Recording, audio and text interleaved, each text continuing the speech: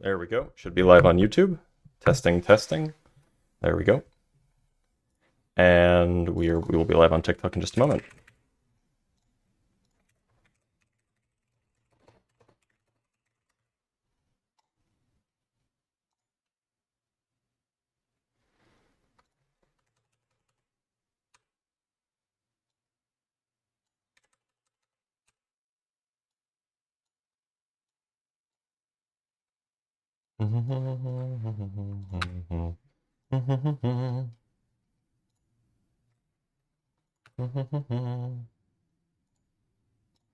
Save me from the bottom of my heart, from Satan's.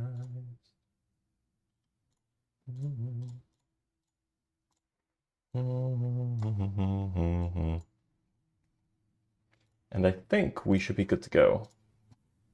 Let me just audio check. Save me from the bottom of my heart, from Satan's. Wow, YouTube's really picking up on my my humming. I should stop doing that. That's embarrassing. Right. Okay, I think that we are good to go. Both TikTok and YouTube. The YouTube joining link is up. Oh, you know what? I should check. I should check what it looks like. Howdy, howdy. Welcome all. Welcome, welcome.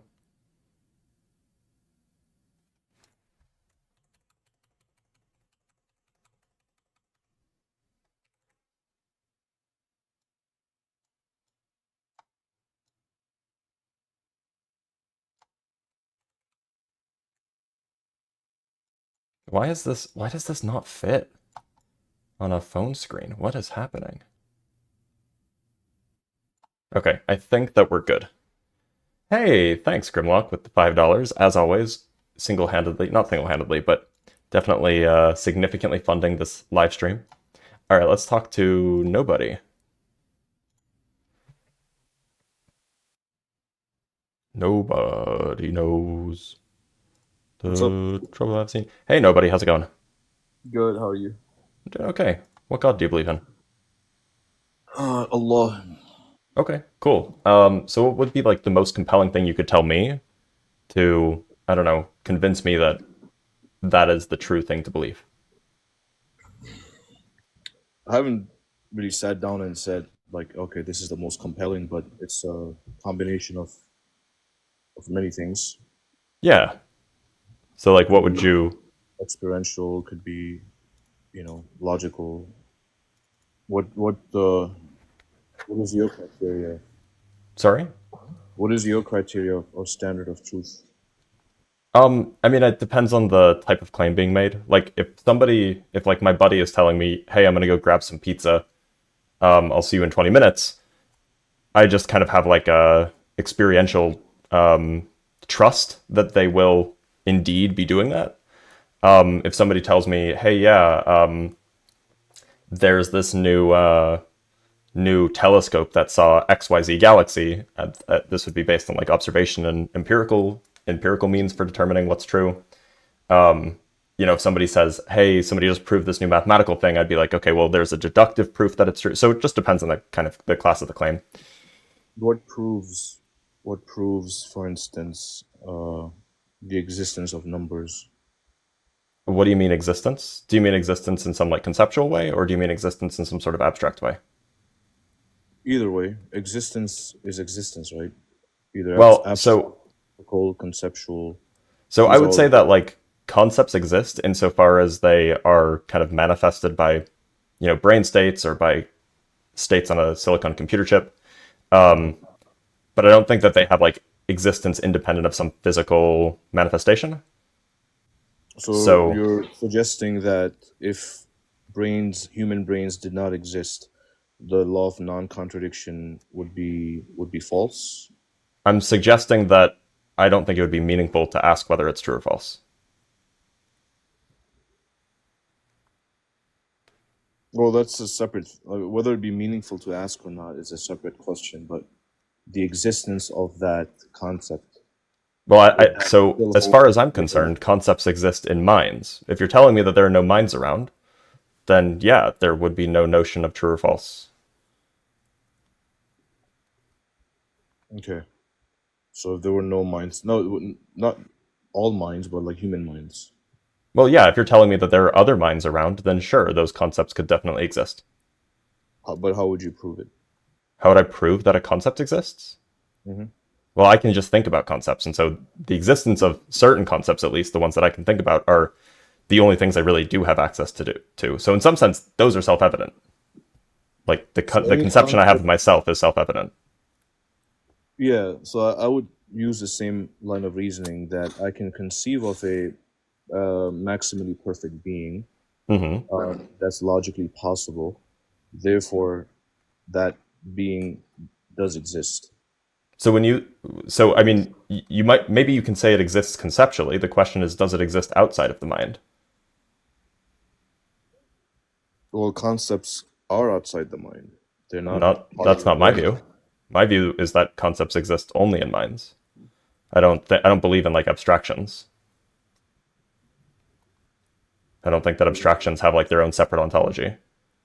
Hmm. Yeah, I don't hold that to be true. You don't. So you do think that abstractions have their own separate ontology? Yeah, in some way, they're not dependent on the cosmos for their existence. Like the shape of a triangle with three sides would still be will still exist, what in whatever form it is, but it's not dependent on the conception of the inception of the universe or So cosmos. if God didn't exist, would triangles still exist? I'm agnostic about that. Well, I mean, so it seems like you're actually not sure whether or not you Well, take well, Platonism if God, seriously. for me, if God didn't exist, like nothing would exist. It's at least conceptually possible to just have no physical reality and no God being, right? It's at least like there's no logical issue with that, right? I mean, At for me, least it's no hard to like clear one. it's for Well, me at so this point. It's hard for me to conceptualize the non-existence of something that's eternal. Like whether you call it the universe or God or well, I so, mean, nothingness is not an impossibility for me. so Nothingness. if you're taking the Platonic view, that like there exists these abstract objects, including like the abstract ideal chair and the abstract ideal triangle, and all of these things. If you take the Platonic view, then there's like in some sense at least two different types of ontologies. There's like physical ontologies, which are, like the water bottle that's sitting in front of me, and the store down the street. Those have like some physical ontology. And then there's like these abstract things that exist in like in some sense like a separate world. And so it seems like there'd be no issue with just saying, well, at least one of the abstract things doesn't exist. In this Mhm. case, that would be God, and the physical world doesn't exist. But you would still like under the Platonic view, there's no issue with just saying, yeah, triangles would still exist, even if God and the rest of and the physical world didn't exist. That just seems like there's no contradiction there. On the other hand, if you think that the conceptual world, like these kind of, or rather the abstract world, like the triangles and the chairs and all this stuff, if you think that those depend on God, then they're not really, they don't really have an ontology on their own, which makes Yeah, I you see not a what you're saying. Platonist. Yeah, I'm not too firm on the idea of logic, like the laws of logic being kind of like its own independent thing. But I view logic as a there's a word for it, non-exceptionalist view of logic, where it's just a tool, just like science is a tool for me to understand my reality. So that's Oh, the well, I limit. mean that's roughly what I do too. I'm just a nominalist about it. If you think that there's like some if it, so it seems like you don't have an issue with saying that if there were no minds around, then logic wouldn't exist. Yeah. So if there were So no I mean we minds, agree in that regard. including God's mind, so Yeah. that Yeah, yeah. the logic, yeah. So yeah. So that I mean makes we it agree in clear. that regard. I just don't think that one of the minds that you think exists. I don't think that God's mind exists because I don't think that God exists. Yeah. So I would say So that if you wipe out all the physical minds, then that gets rid of logic as well. you are a physicist, right? Is that your Yeah. background?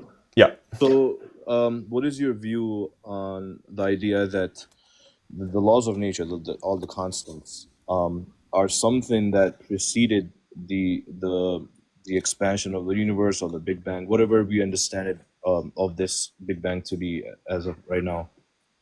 All Yeah, of these so things had, so the Big Bang is contingent on these laws. Therefore, they had to exist prior to the Big Bang. They're not a byproduct. The law of gravity, the law of the weak and strong force, and all these things are not a byproduct of the Big Bang, or are they? Is that your view, or? so in a sense, that's on in a technical sense, the idea that these are not a byproduct of the Big Bang is not really like a mainstream view. What is a fairly mainstream view is actually that the weak force and the electromagnetic force are definitely a byproduct of the Big Bang. That there was something else that preceded them that, as a result of the Big Bang, give rise to the electromagnetic and the weak force. And it's generally believed that the same is true for the strong force and gravity. But that's neither here nor there. I mean, like I take the view that regardless of what it was, there was some state of the universe. There was some state that the universe had in some like whatever prior the Big Bang might mean. There was some state that the universe had, and So I don't have an issue with that. it was an ordered state, right? I mean, because the way we understand the word ordered, and the fact that our conscious minds are able to discern what's ordered versus what's a chaos, right? Just in general sense, like we can see patterns from non-patterns, and that's how we give labels to things like gravity or something like that. So, isn't it more logical to say that the order that we see in the universe is more likely to come from a prior state of order rather than just a randomness Um, between these two so dichotomous if by positions? order you mean that there are like physical laws, or like there's like consistent behavior or something like that, then I Intelligence. mean, well, I don't know if I would call it intelligence, but yeah, I would say that there is some sort of consistent behavior that the universe had even prior to the Big Bang, prior whatever that might mean. Now, that's kind of like a separate question. Oh, sorry, my mic is like exploding. That's my fault. Sorry, guys. Hopefully that's better. Um, yeah, hopefully that's. I think it should be. So, so if you remember, I'm you asked sorry. me I'm sorry, everybody. Yeah. So what roughly proof. speaking, I think that those things just exist. Like, I don't think that there was ever a state where those things didn't exist. Let's put it that way. Okay. Um, so you believe that this universe is preceded by an infinite number of ordered states Not or necessarily. pattern. There could also be a timeless ordered state prior, whatever that might mean. Why is my mic so loud? That's so strange. It's not usually this loud. Let me just move it further away. There we go. I think that's probably better. Mhm. Yeah, so generally I take the view that like you could have either a timeless ordered state prior, so there's no so there is no like there's a finite number of past states or of past moments, or there is an infinite number of past moments. I'm pretty agnostic on the view. And these states are just like physical laws or laws of nature that we don't understand or we have no conception of, that had the Um propensity to bring about this universe. Like, so they have like power, they have well some no sort of. no, I would say that there were physical things. I wouldn't say that there was just physical laws and nothing else. I would say that there were like actual physical things that existed that were following the physical laws. Okay. So the physical things were dependent on the physical laws. What were the physical laws dependent on for these Well, ordered? so to be clear, I take physical laws to be descriptive rather than prescriptive. So I wouldn't say that they depend on the physical laws. I would say that the physical laws are like the way that we describe them and the way that we describe their behavior. And so like colloquially we say that, like things follow physical laws, but like really they're just following, whatever their intrinsic properties are, and we describe those intrinsic properties and relations by physical laws. Okay. Yeah. For me, like you asked me, what proved to me that it makes more sense to believe in God. So when I think about No, things like so to be exactly, clear, I asked you what do you think would be convincing to me? I'm Oh, sure that you have reasons why you're convinced, and I'm not going to say that that's like irrational or wrong or whatever. You have your experiences, whatever. I'm just asking what would convince me. right. Yeah, that's why it's important to have a discussion or a dialogue. So I understand your kind of line of reasoning on what what your presuppositions are, what makes anything true in your life. So that has to take place for me to present some sort of evidence, right, that would convince Sure, you. But sure, sure, sure. so yeah, I mean, when I think like, so these are more like cosmological arguments. You probably know all of them, like the law from contingents, or the argument from contingency, Hmm. argument from causality, argument from design. So all of these kind of like, for me, it's more likely that God is a better explanation than just saying there's an infinite regress of like ordered states that had no beginning. To be clear, you Um, don't need an infinite regress in order to not have a caused beginning. You can also have like a non-temporal existence prior to the Big Bang mm, um that so in some sense there still would be a first moment of time. yeah. Okay. So then, yeah, I mean, what solidifies my knowledge or my belief that God is the better explanation is other things, like more revelation from God, the Quran, the my own experiences. So all of these, like a sum of all of these, kind of like make make it a better explanation for me. But again, yeah, So it's so it's you hard for me to convince you. I don't know. It's so I mean like surely you've heard the like the responses to all of those, right? Yeah, I think so. I think, like, which ones? So like with regard to the moral argument, like we can talk about the problem of evil as a moral argument or as a kind of a counter to the moral argument for God. We could also just talk about other or Yeah, sorry, but I like think other meta ethics. We can also like have discussions about other meta ethics that exist absent a God that can either be realist or anti-realist. Um, like the POE, the rebuttal for the POE is both by Christian and Muslim philosophers or theologians, is out there. Like, we know that this life is a test. That the suffering is not um the there's a bigger picture to the suffering, right? We believe in afterlife. We believe the fact that um, all the injustices will be corrected, or there will be ultimate restoration of justice on that day. So there's a bigger picture that's missed out in a lot of these discussions about problem of evil. well, I mean that Um, doesn't really resolve the issue, right? It just says that, you're going to there's going to be some injustice, but then there will be good things mhm. afterwards. Like that doesn't get rid of the presence of injustice, right? Or the presence of It don't. gratuitous evil. It does. So imagine a world where everything was good. So if I came and like punched you in the face, and that Hmm. would be considered a good thing also. Um, so imagine, there was no evil in the world. Like, unaliving would be considered a good thing. Um, Well, I so don't think that that's evil. that's the counterfactual here, right? Why is anything evil in naturalism? I guess, like, what's your explanation for Why is or anything evil and natural? So I mean, look, I take it that like humans have certain psychology. That psychology evolved via chemical and natural processes, and that leads us to have certain conclusions about behaviors of other humans and of the rest of the world around us, right? I mean, like it's pretty evident that at least in other animal species, that they have some sense of like justice or some sense of fairness. So it just seems super plausible that us being humans, we would also have similar understandings of justice and fairness, which could give rise to complex moral codes because we're complex creatures. It just seems like we can get necessarily? it seems like we can explain these senses that we have, like these internal psychological feelings that we have by evolutionary processes. So you think they're just like a byproduct or a emergent property to be moral, rather than an innate disposition, or a morality having a truth value? Is that your position? So my position is roughly that morality is indexed to minds. namely that there isn't some sense of morality absent the minds that are thinking about it.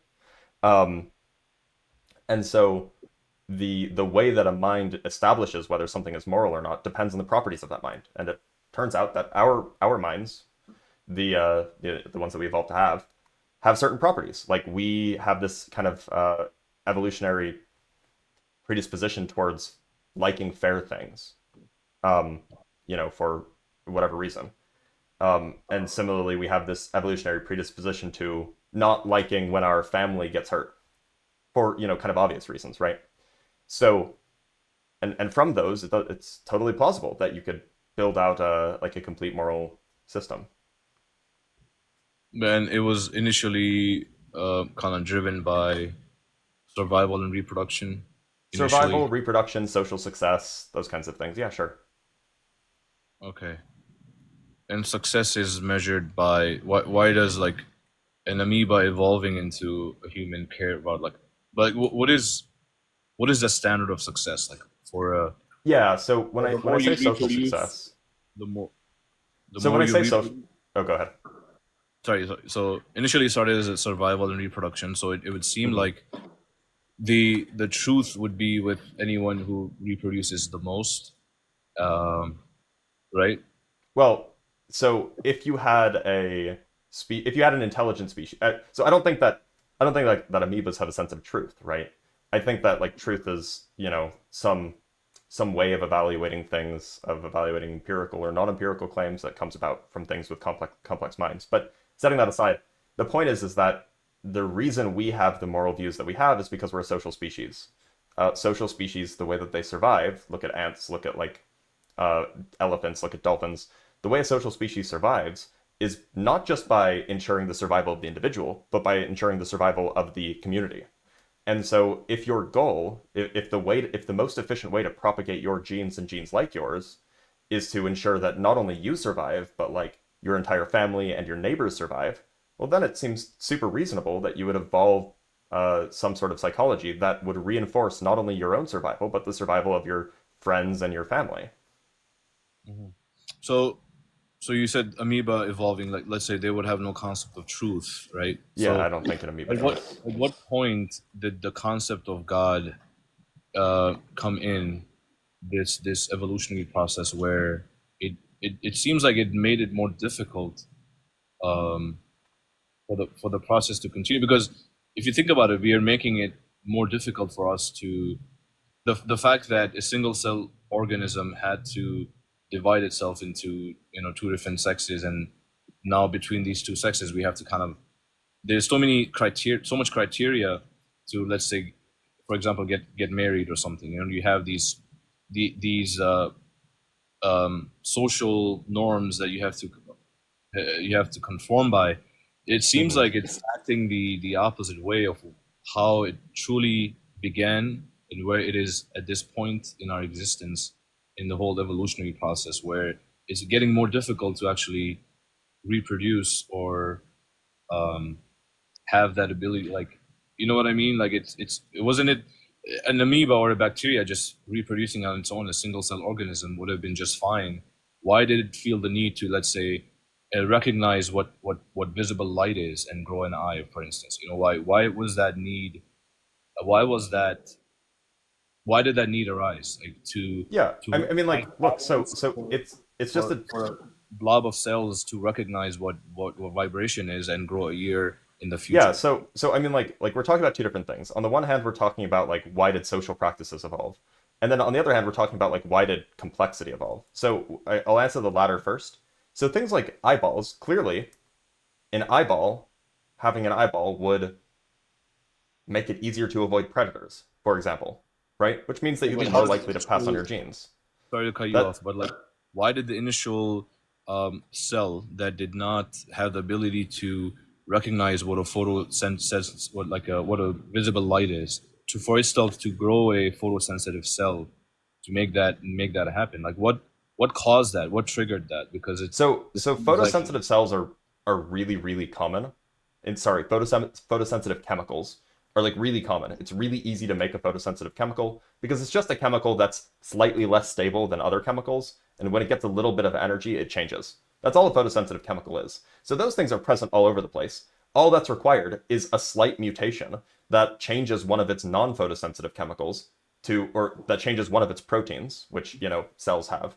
Cells produce proteins. All you need is a slight mutation that changes one of its proteins to a slightly less stable version of that same protein. And now, when that protein gets hit by a particle of light, it'll um, it'll change, and that change can be taken advantage of by it sends out a different signal perhaps, or whatever it might do. The point is these kinds of mutations are like really well described.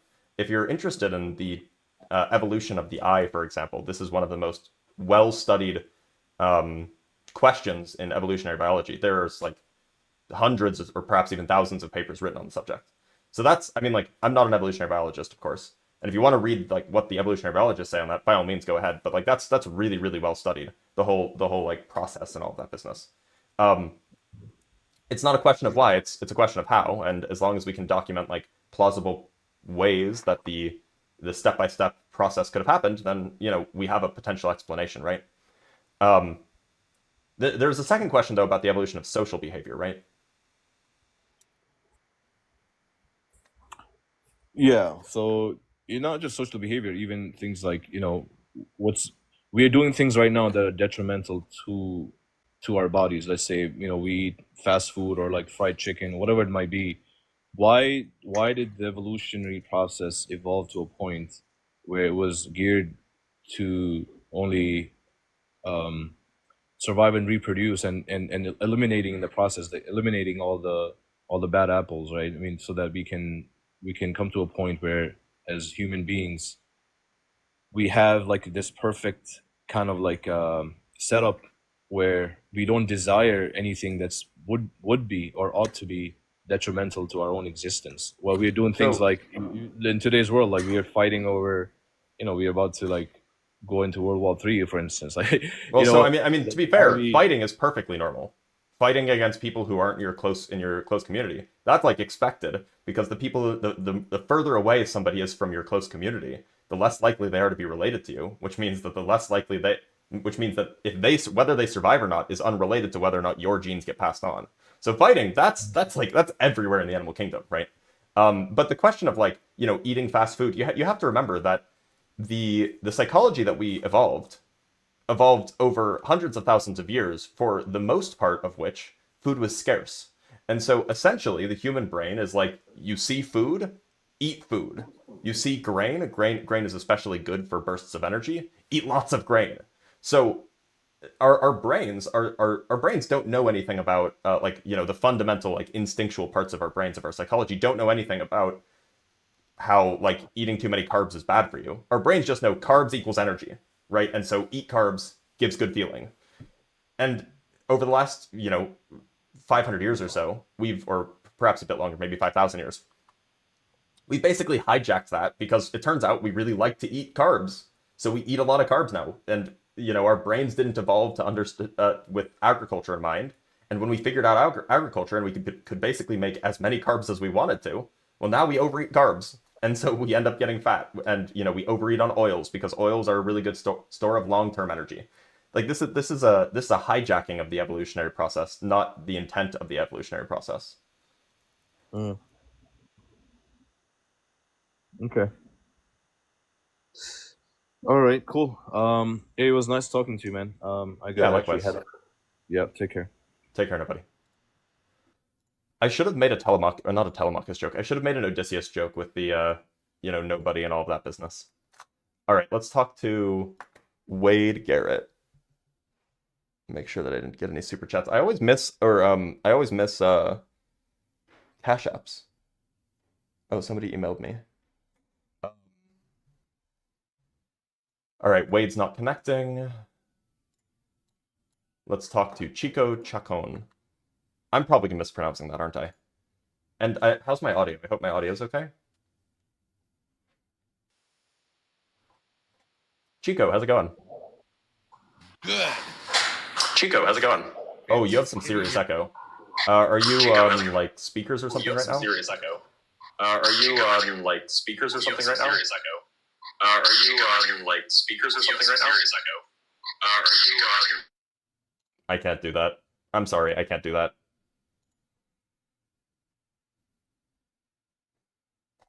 Yeah, how's the audio now?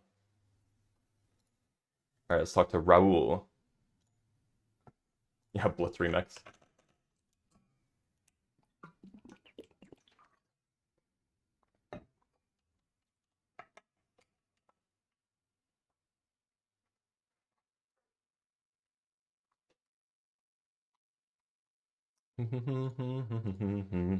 By the way, remember to share this with your people.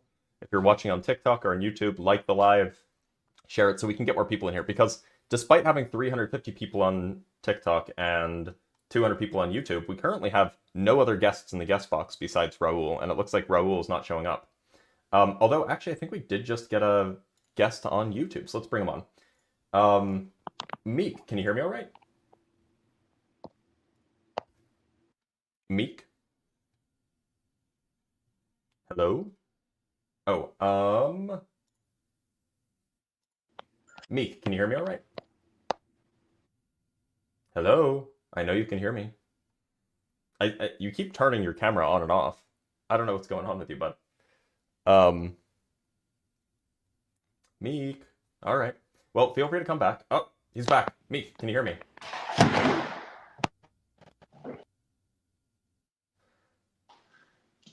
Meek, can you hear me? Yes.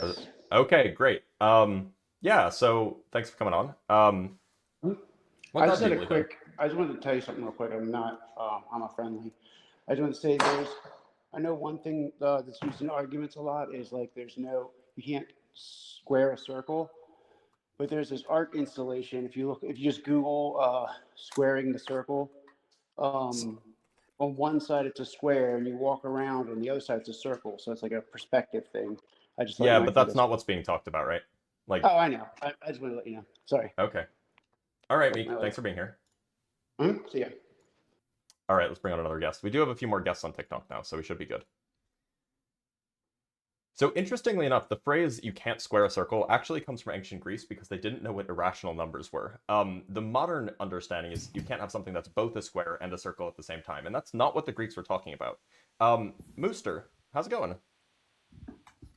It's going good. Can you Glad hear to me? hear it. Yeah, I can. What god do you believe in? Uh, I'm actually not necessarily religious. I had a question for you about fine tuning though. All right, I'll allow it.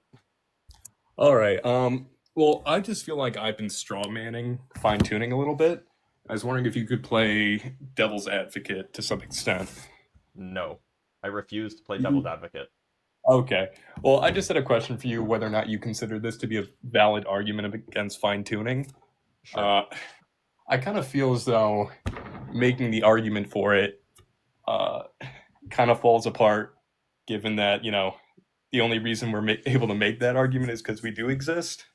Yes, that is a bad argument for against fine tuning. Yeah. That's called anthropic reasoning, which fine tuning, or the anthropic reasoning only works when when you have a very very large sample size from which to draw from, and then we are the ones that exist in the sample where it was allowed. However, the claim is that there's only one universe. Now, if there's a Gotcha. multiverse, then you can use anthropic reasoning to get around fine tuning, and a lot of people take that route. But if there's only one universe, then it's not like it's not like there were like a trillion universes to pick from with different constants, and we just happen to live in the one that has the right constants.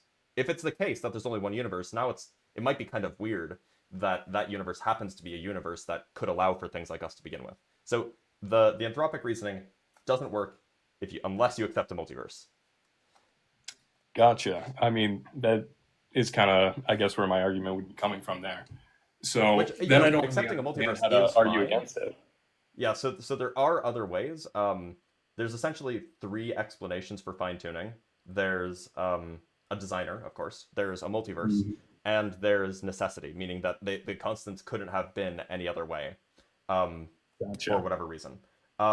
So there are a whole bunch of arguments against fine tuning that don't even rely on that. You can just ask, okay, well, supposing that there is a designer, why did the designer choose these constants rather than some other constants that would have also allowed for life? And so you can kind of flip the fine-tuning question Mhm. on its head and ask them, well, why is this designer's will fine-tuned? And there Gotcha. isn't really a particularly good explanation to that. And so it just becomes a Mhm. companion and guilt type argument. But I am going to let you go because I do have some guests Yeah. that can come in and maybe their opposition. Yeah, Thanks for being absolutely. here, I though. appreciate it. Of course. Companions and guilt. All right, let's talk to Spark Stars.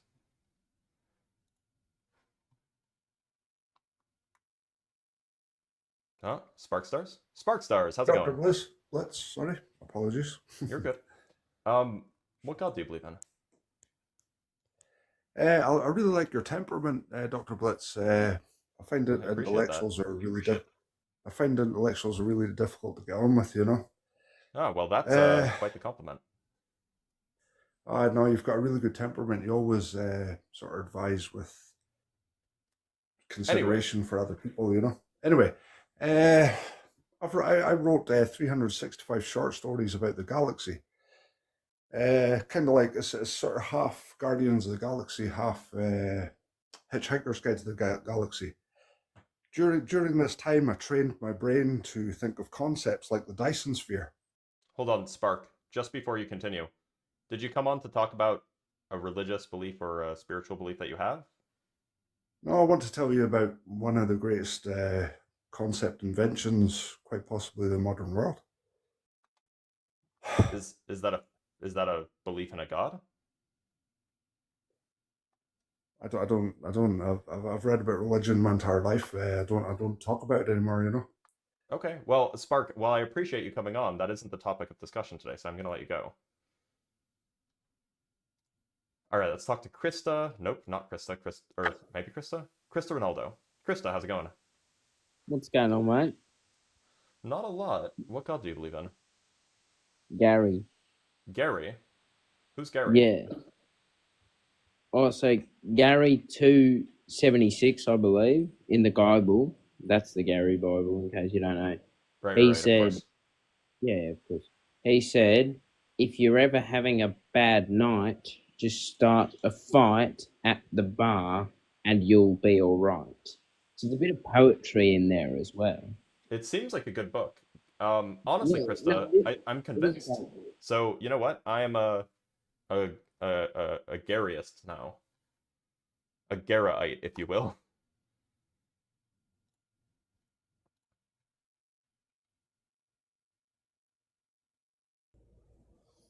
Fight on. How's it Hey, going? I'm pretty good. How about you? I'm doing all right. What god do you believe in? Uh, atheist, but kind of the Christian God, but I don't want to prove Christianity right now, just theism. Okay, that's fine. Yeah, so like what do you think is the most compelling thing you could tell me that would make me agree with you? Well, I'm pretty sure you've heard of the kalam cosmological argument, have you not? Yeah, I have. What's your response to that? So that basically it's that we have an infinite causal chain for everything that has happened, and that leads us to the Big Bang, and maybe the Big Bang was caused by quantum fluctuations, but I don't know much about that. But even those quantum fluctuations are an event. What's your response to that? Yeah, so there's essentially two premises for the Coulomb cosmological argument. There's everything that begins to exist has a cause, and the universe began to exist. Those are the first two premises, right? And I kind Yeah. of take issue with both of them. It's not clear at all. Don't you just believe in the principle of sufficient reason, the first premise? No, not really. What? But so just to be clear, there's not really an empirical basis for thinking that the universe began to exist. It's not really the consensus amongst cosmologists. So, I mean, just on empirical grounds, it's not clear at all that the universe began to exist. But beyond that, Well, even to use the word began is kind of weird when you were talking about the I start agree. of time. I agree. I agree. But Beyond that, the Big Bang, even the Big Bang itself is an event. And every event, according to premise one, which is the principle of sufficient reason, regardless of time, every event has a cause. Well, no, that's not what premise one is. Premise one is that everything that okay. began to exist has a cause. Now, if you want to say And so every you don't event, believe the universe began, basically? yeah, I don't think that the universe began. It's possible that the universe has a first moment, but that's different from saying that it had a beginning, meaning that there was some sense, like that in some sense, before this first moment there was nothing, and then after this first moment there was something. That's a very different sense than it having a first moment, right? But but beyond that, like oh, go ahead. the statement that everything that began to exist has a cause, like that doesn't seem to be grounded in anything besides just kind of like some weird type of or perhaps some like naive type of mereology, or perhaps some like Aristotelian metaphysics, which I don't see any reason to Yeah, but accept. I would call it empirical, but it's not really empirical when it's everything that we observe. Well, but it's not. Like, have you ever seen an electron begin to exist? Well, no, but I assume that they started at the beginning of the universe to exist. Maybe. I mean, but the point is that there are things that seem to happen that we can't point to a direct cause for. And there are things that seem to exist that we can't point to a beginning for them.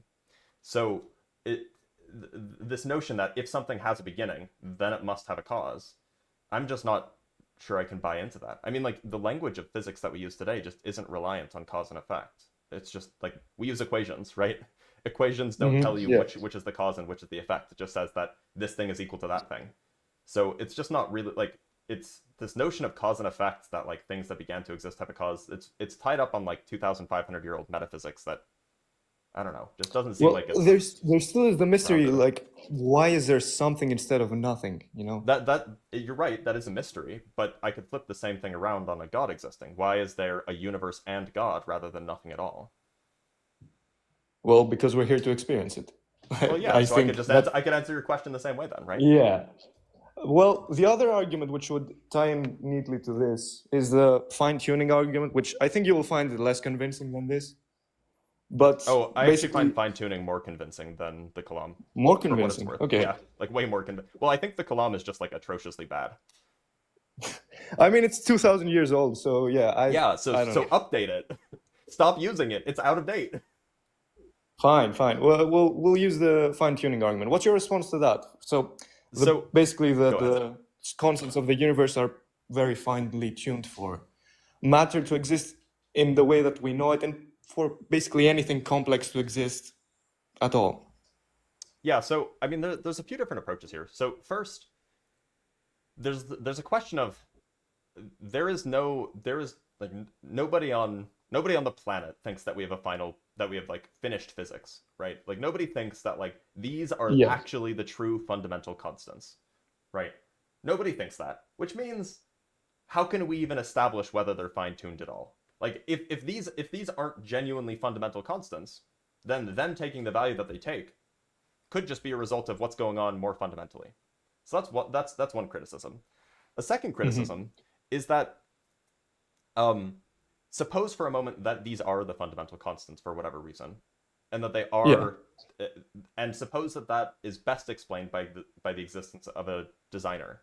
Well, if that's the case, why did the designer choose these constants rather than some other set of constants or some other way the universe could be that would allow for life? Because surely we agree there's an infinite number of ways that an all-powerful creator could create life, but they chose this one. What explains that choice?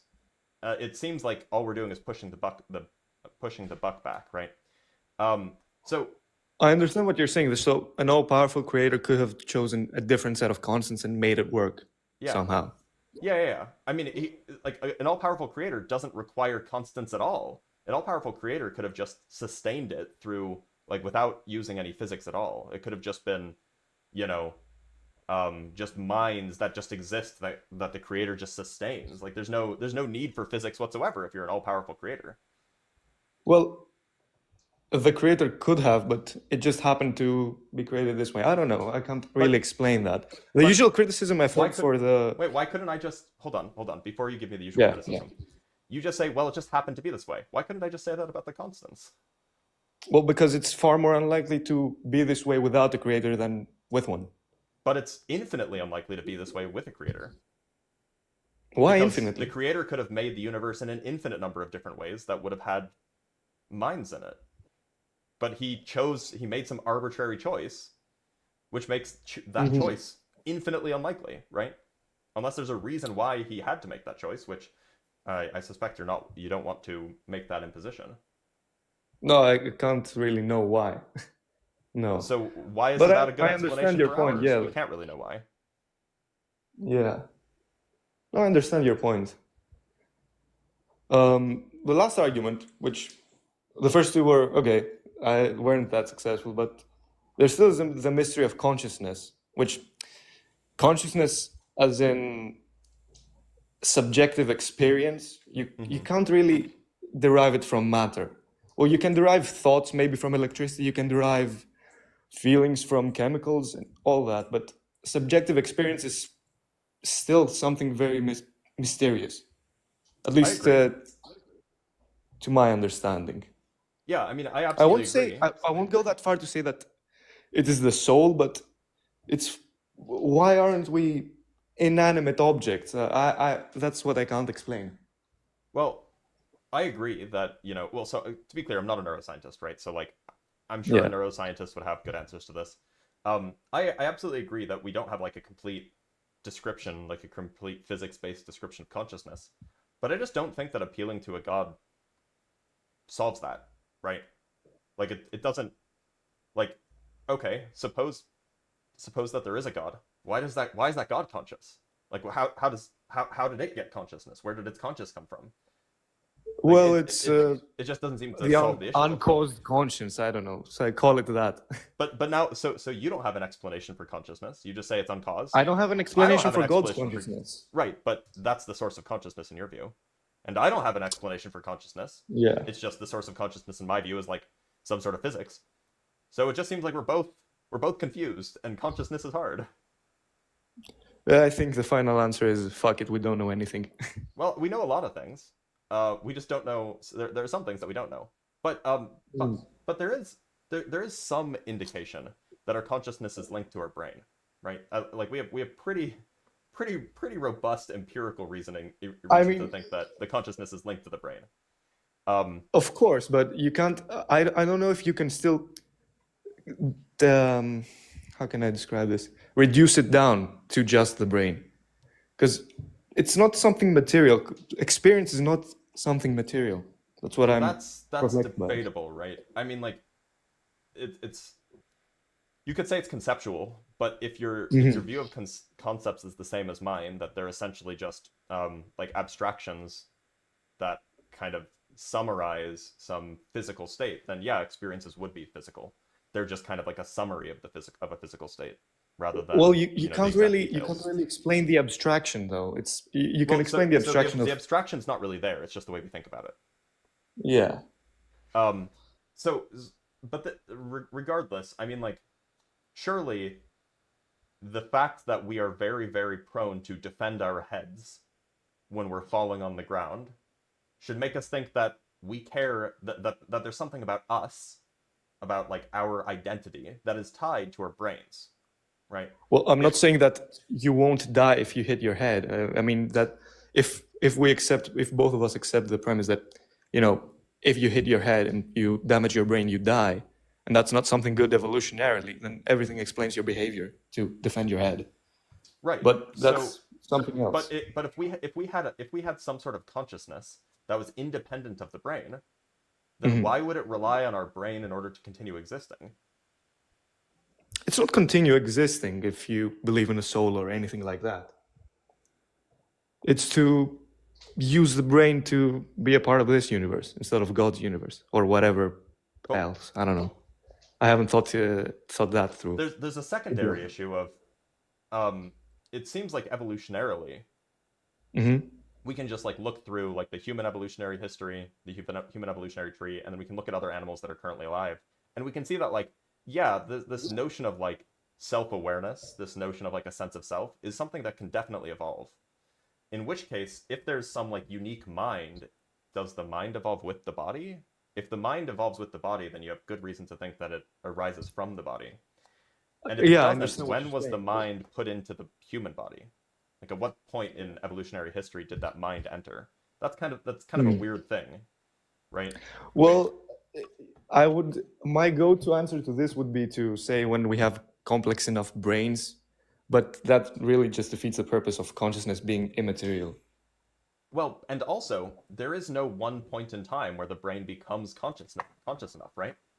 Yeah. Complex enough. Like it's very, very gradual. So just makes you think that like the notion of like an ensoulment or like the mind becoming part of or joining with the body, like the immaterial mind joining with the body, um, is very, very bizarre from an evolutionary perspective. Like like it seems something about it seems arbitrary.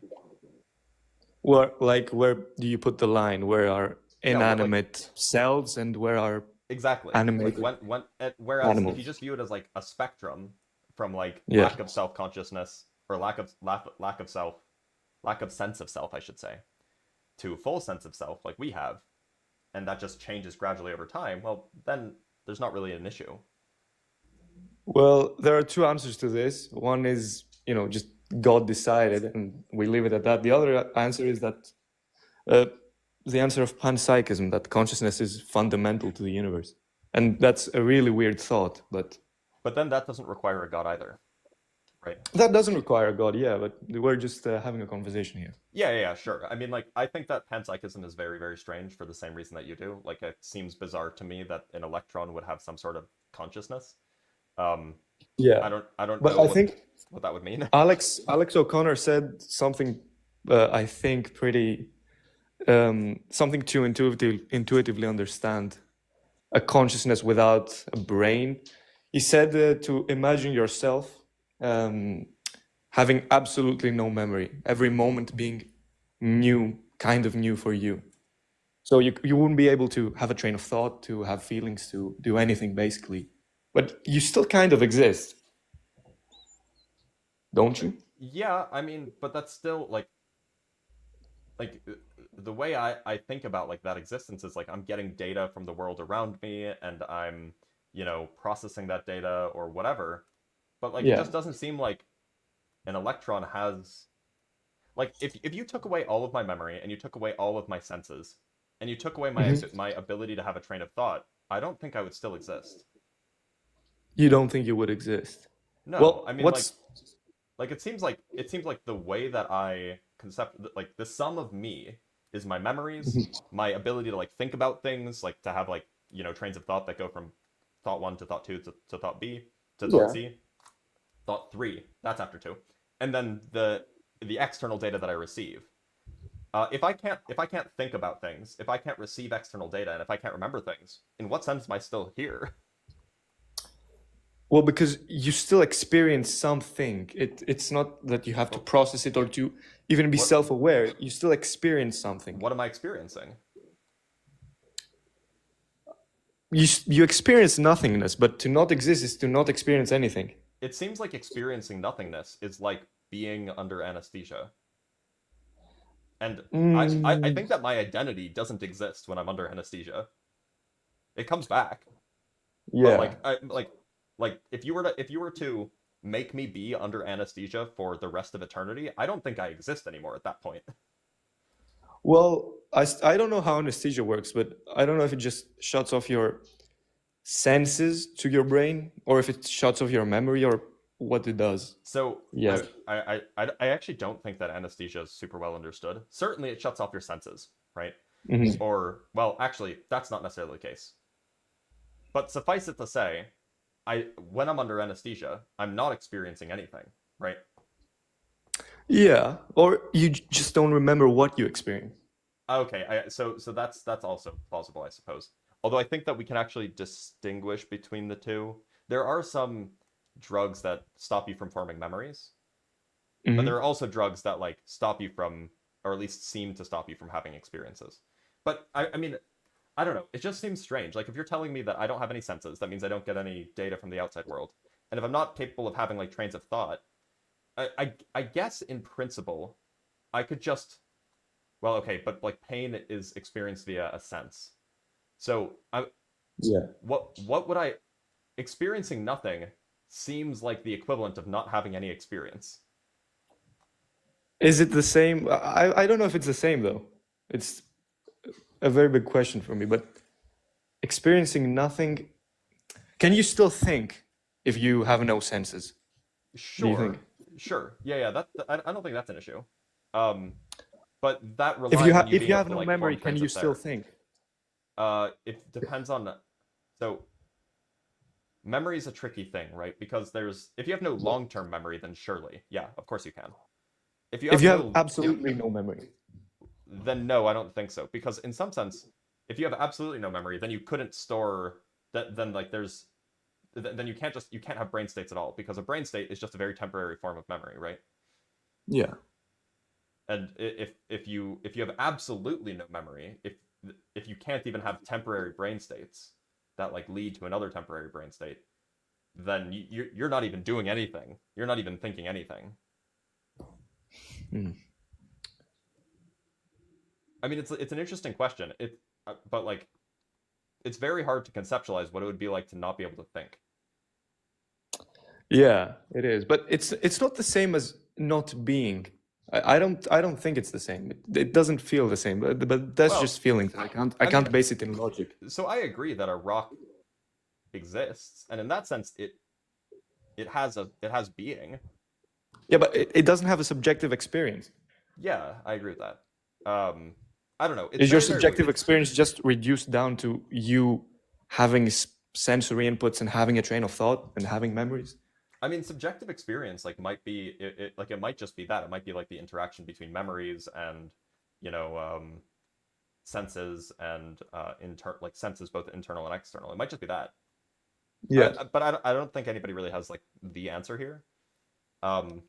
But sure. the alternative that everything has some sort of consciousness seems to require that like electrons have consciousness, and that just seems so absurd to me that That seems I just it's not reject that it. absurd. It's just harder to conceptualize than Well, I don't even know what that not. would mean, because like what is an electron? An electron is like an excitation of a quantum field. So does the electron have consciousness, or is it the quantum field that has consciousness? When does the Yeah. consciousness like there's just a lot of like weird problems once you start like reducing things down to minimal size. Not to say that it's like demonstrably provably false. It just seems very, very strange. Yeah. Anything else you want to So talk about? Should we yeah, the last argument is it's not something concrete that I can really debate on. I just wanted to hear what your thoughts on this. Sure. But what do you think about a universal morality? Do you think that morality is simply not subjective, but is it simply evolutionary? I lean that way.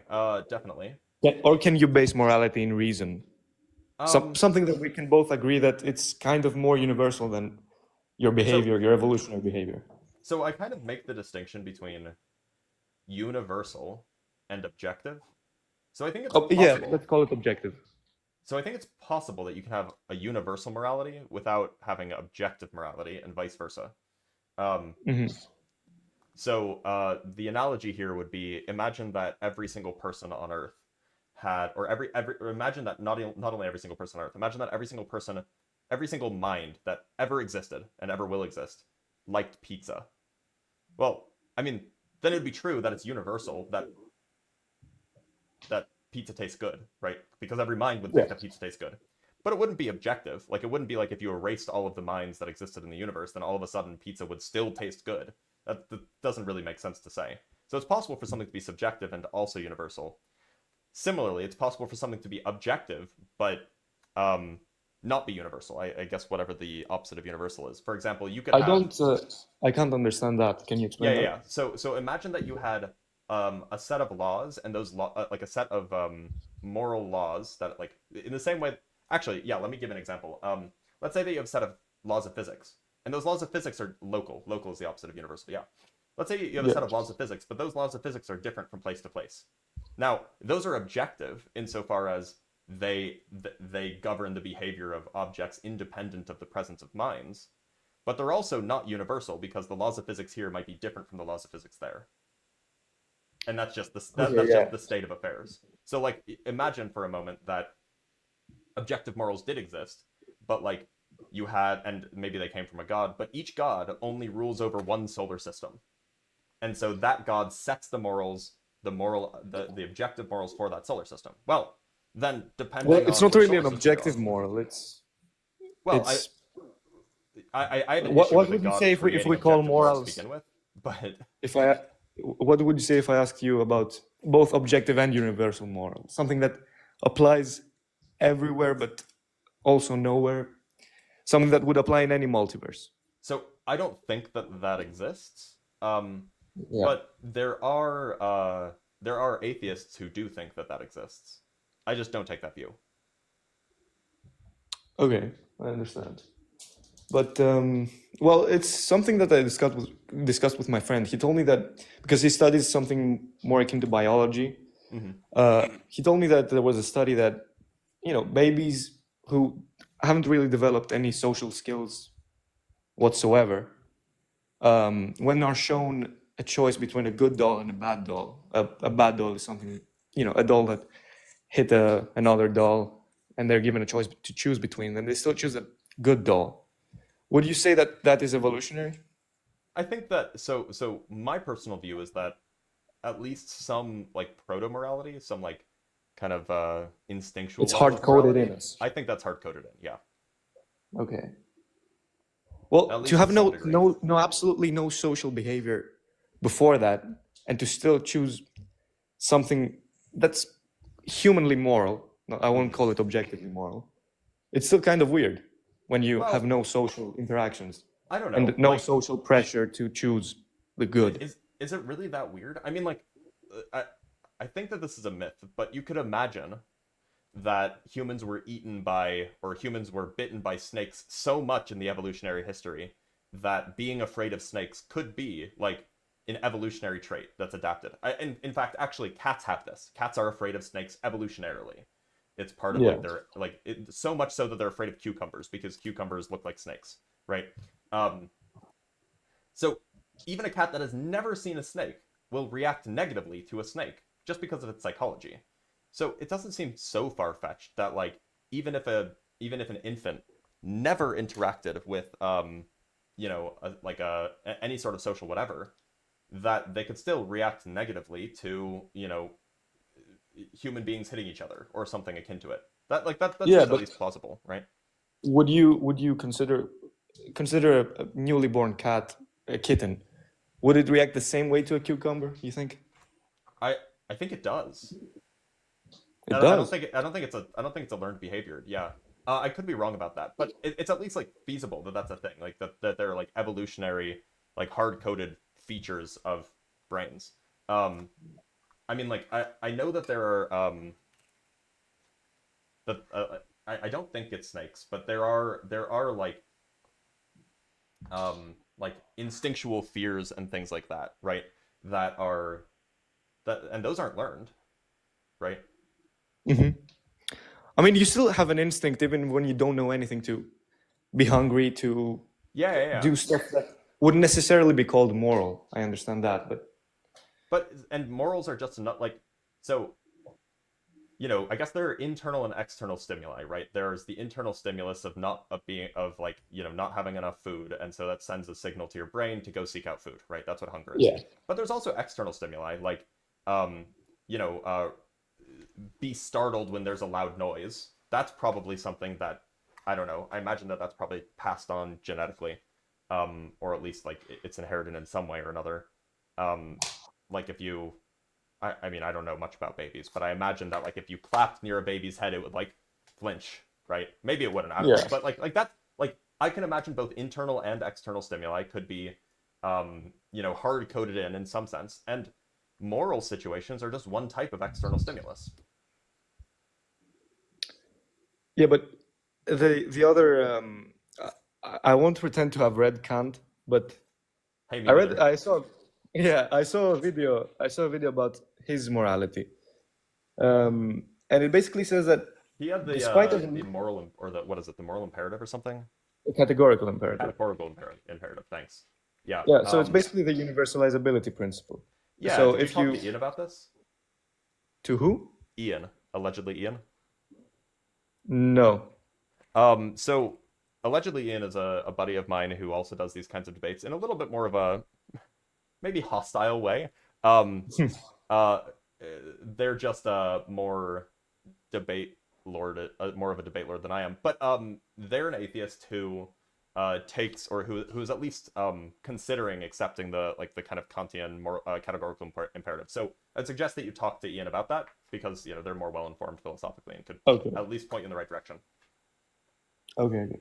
So that basically sums up my arguments. I like the conversation. Yeah, thanks And for being here, bud. yeah, I'll see Anything you around. else? All right, take No, care. no, that's all. Bye bye. By the way, if you guys are watching and you like me being decent and chill and approachable, make sure to support me.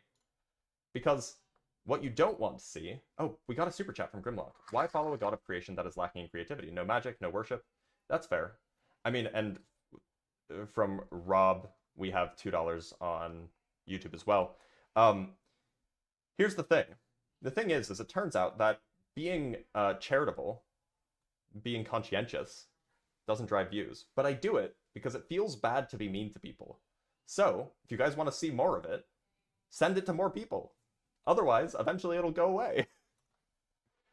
Share it, like it, all of those things. Yoda, how's it going? All right, man. So I'm agnostic, right? Okay. One of my reasons for thinking there might be a god is the fact we don't know what caused the Big Bang, right? Or what. So that's why I think. Do you have any opinions on that? Well, yeah, it just seems like we don't know a lot of things. That doesn't mean that, I don't know, leprechauns caused it. Yeah, but I'm using God loosely. I understand you probably think I mean like the one defining like the Bible, or I'm not. I'm the universe. That's what I would consider God. I know what you mean. What I'm saying is that we can think about what didn't cause something, or we can form like philosophical worldviews, even if we don't know what the cause of something is. For example, suppose that we have two alternatives. One is there is some unknown natural cause, and another is there is some unknown supernatural cause for the Big Bang. Well, if you just compare the worldviews with nothing else known about those worldviews, it seems like the one that has an unknown natural cause just seems like a better theory, because at least you and I both know that natural things exist, and natural things can cause things. Whereas we have no direct experience with supernatural things, unless you've had any personal experience, of course. And so it seems like the ontology of the second theory, the one that supposes a supernatural cause for the Big Bang, just is more complicated than the one that has a natural cause. Well, why would you consider it supernatural? Well, no, that's just a true dichotomy. There's either a natural cause or a supernatural cause. So I'm just giving an example of how you might compare worldviews. I suppose, but like asking where the universe come from before the Big Bang, that's kind of talking about things that's supernatural, because we just don't know, right? Well, supernatural doesn't mean you don't know. Supernatural means like not discussable or describable by some sort of natural science, right? Yeah, and that's like we don't know what's out there, so we couldn't explain it that way. Do you get what I'm saying? Well, so to be clear, something isn't supernatural just because we don't have a current explanation. Supernatural is, at least under my view of the world, a supernatural phenomenon is a phenomenon that is not even in principle explainable by any natural cause, or any natural phenomenon. In that case, sorry, it is a thing that has a cause but is not explainable by any natural cause. In that case, then either there is a natural cause or there isn't. And if there isn't a natural cause, then by definition... So, let me rephrase.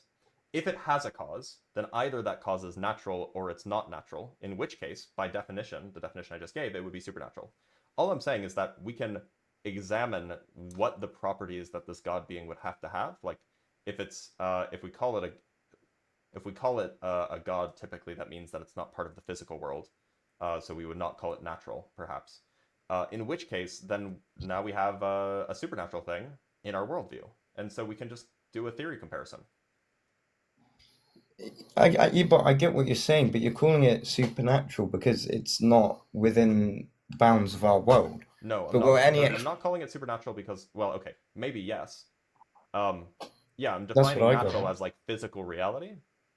Yeah, so like if something doesn't follow like the laws of physics or natural law, then you would consider it supernatural, but Yep. all of our explanations for what could have been outside of the universe before the Big Bang, it falls under the same category, does it not? So No, mine there is are just as explanations unlikely where there as is yours. nothing outside the universe.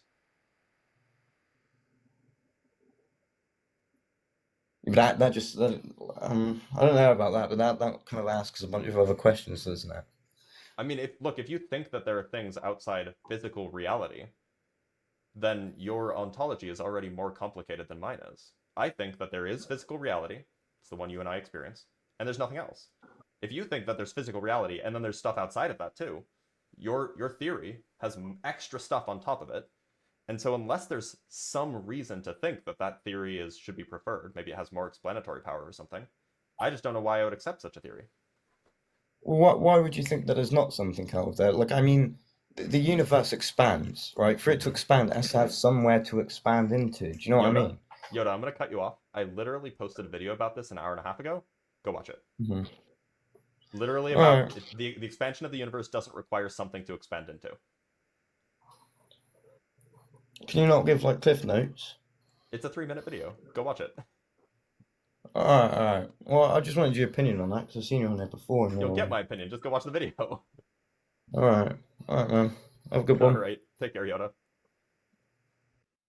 And we have some super chats, which are always super appreciated. See what I did there? From Michael Teresi with the $5. Do you consider a non-creator God to be God? I consider the Brahman idea of a universal consciousness to be God. Is this something you'd discuss, argue? It's just not the way that God is typically conceived of in the West, in the West, which is most of the time the people I talk to.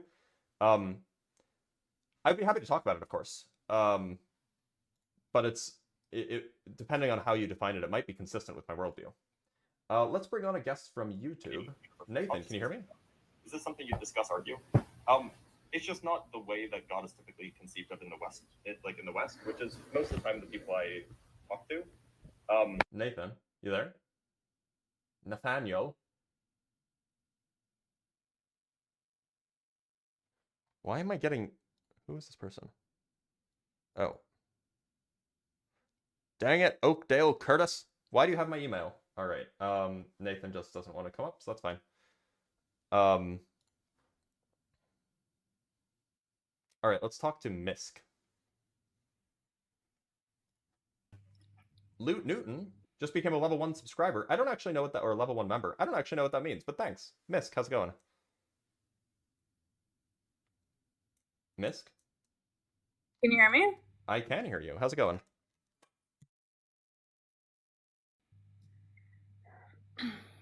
I can only hear you when the app is not minimized, by the way. Oh, it's not minimized. I'm sorry. It's not now, maybe but it was wasn't just a minute. speaking. It was just a minute ago. All right. Maybe I'm not speaking loud enough. I don't know. I just want to say, first of all, like, thanks for hosting this. I think it's just refreshing when we just get to have these discussions. Mm-hmm. I also think that, when you create like a separation and you go, oh, this person like has this label, they're an atheist, and this person has this label, they believe, it kind of creates like a divide. And at the end of the day, like, the truth is we're all just trying to figure out where we are and what we're doing and what we believe in and like what it all is, So I did enjoy, I've been listening for like a while. Also, not to be rude, but I'm like super unemployed, and I think this is like I'm reaching peak levels. Because I'm literally on like TikTok debates. I'm so sorry.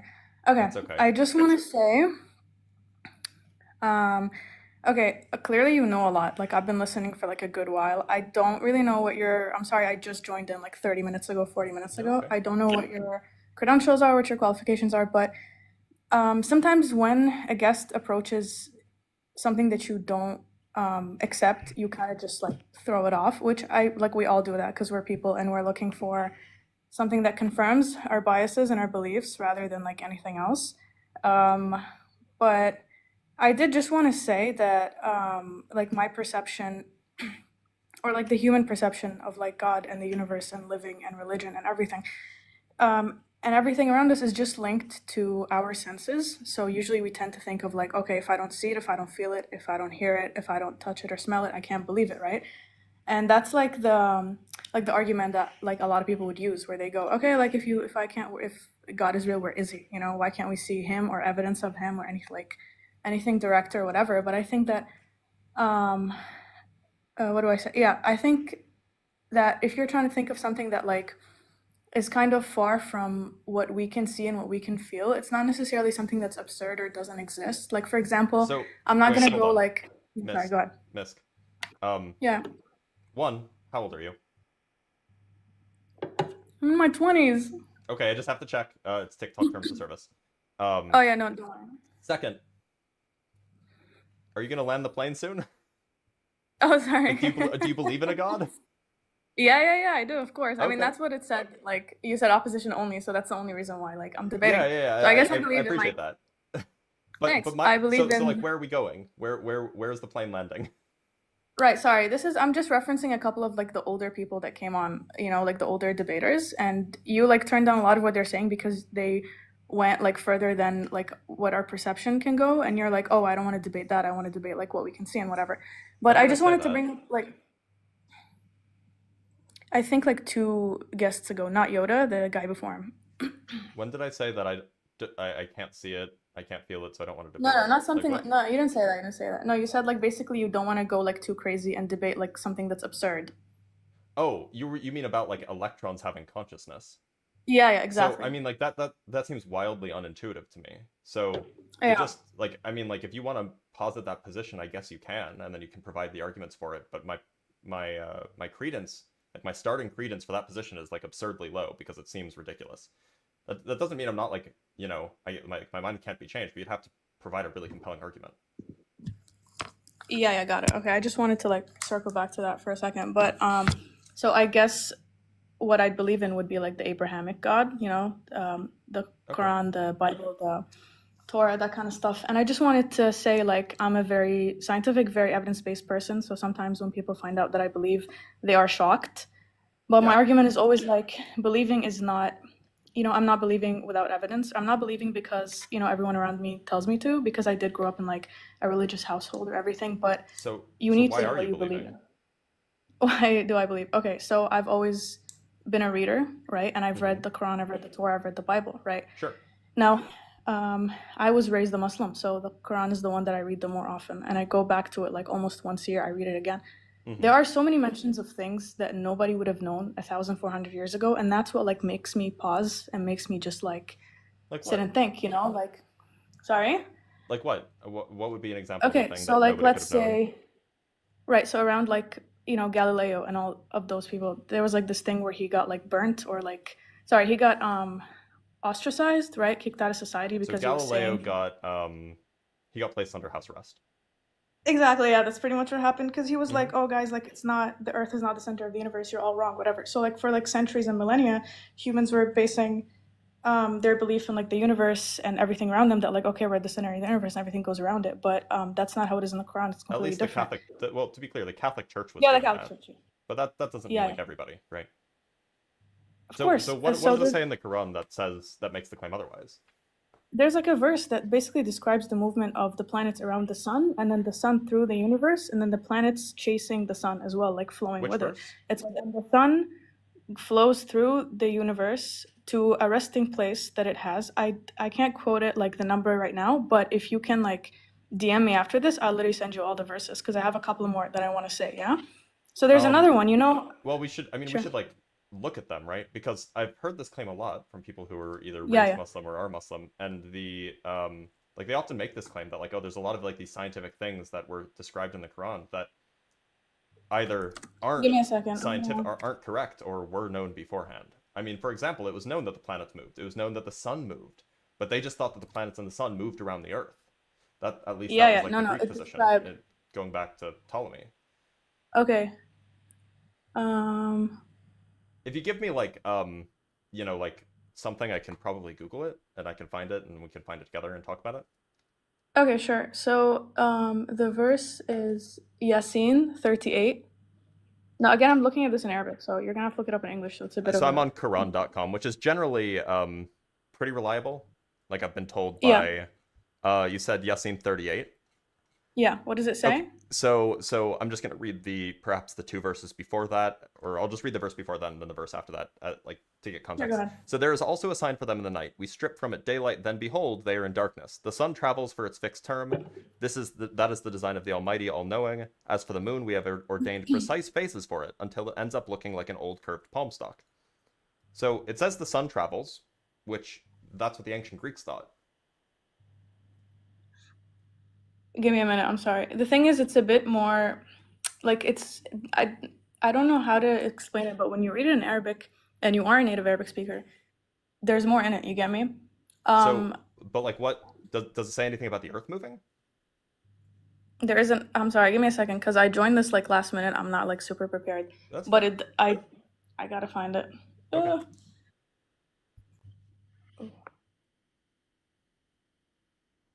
In fact, it says that the sun is traveling in an orbit.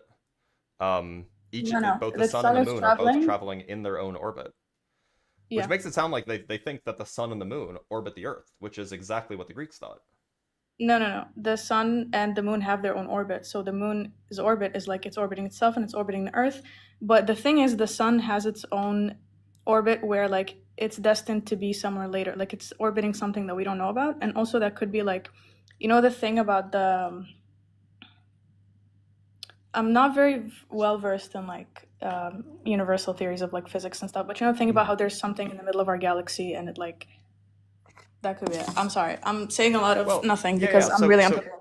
No, it's fine. So interpreted in the context of modern science, you can read Yeah. Because it doesn't say that the Earth, it doesn't say that the Earth isn't moving. Yeah, You could say, well, the sun travels. Well, the sun actually does travel. It travels around the center of the galaxy. Yeah. There are other But verses it- referencing that the Earth moves around the sun. I'm sorry to interrupt you, but Okay. you kind of like you have to put everything together. You can't look at like one verse in the Quran and go, Okay. So okay, well, I got it. I'll look to see if I can find it. Okay, there's another one. Can I just put it out there? Sure, go ahead. So there's a couple. There's one describing that ants have like a hard exterior shell, like an exoskeleton, which is something we didn't really know about bugs until later. Wait, what? And then there's What do you mean another we didn't one. know that? Of course we did. We can see them. 1,400 years ago? Yeah, of course we can see them. What? No, I mean Of like you course. didn't know like what an exoskeleton was versus what an endoskeleton was versus something. A hard external shell. Like I assume I assume they don't use the word exoskeleton. I assume they say it has a hard No. external shell. And like obviously Yeah. ants have hard external shells. What? Like of course they do. We can see it. Of course their Okay. shell is hard and external. There's another one talking about how a bee has like many stomachs to filter honey from, and I don't think that we got that like technical. Does it? So what's the verse? It's in. Give me a minute.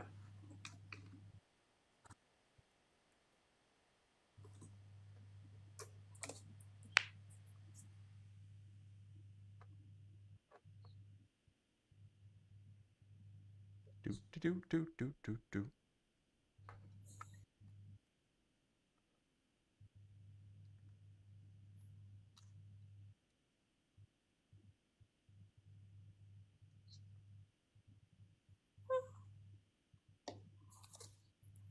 So this is apparently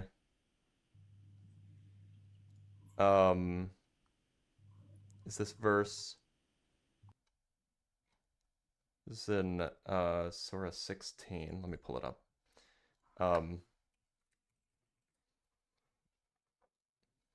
There's something about a bee in here? No, maybe not. Two stomachs. I hate Facebook. Facebook's the worst. Can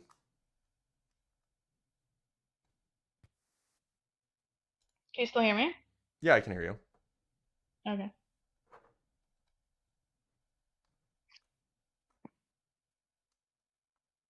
Right. So, yeah, you're right. It's in 16.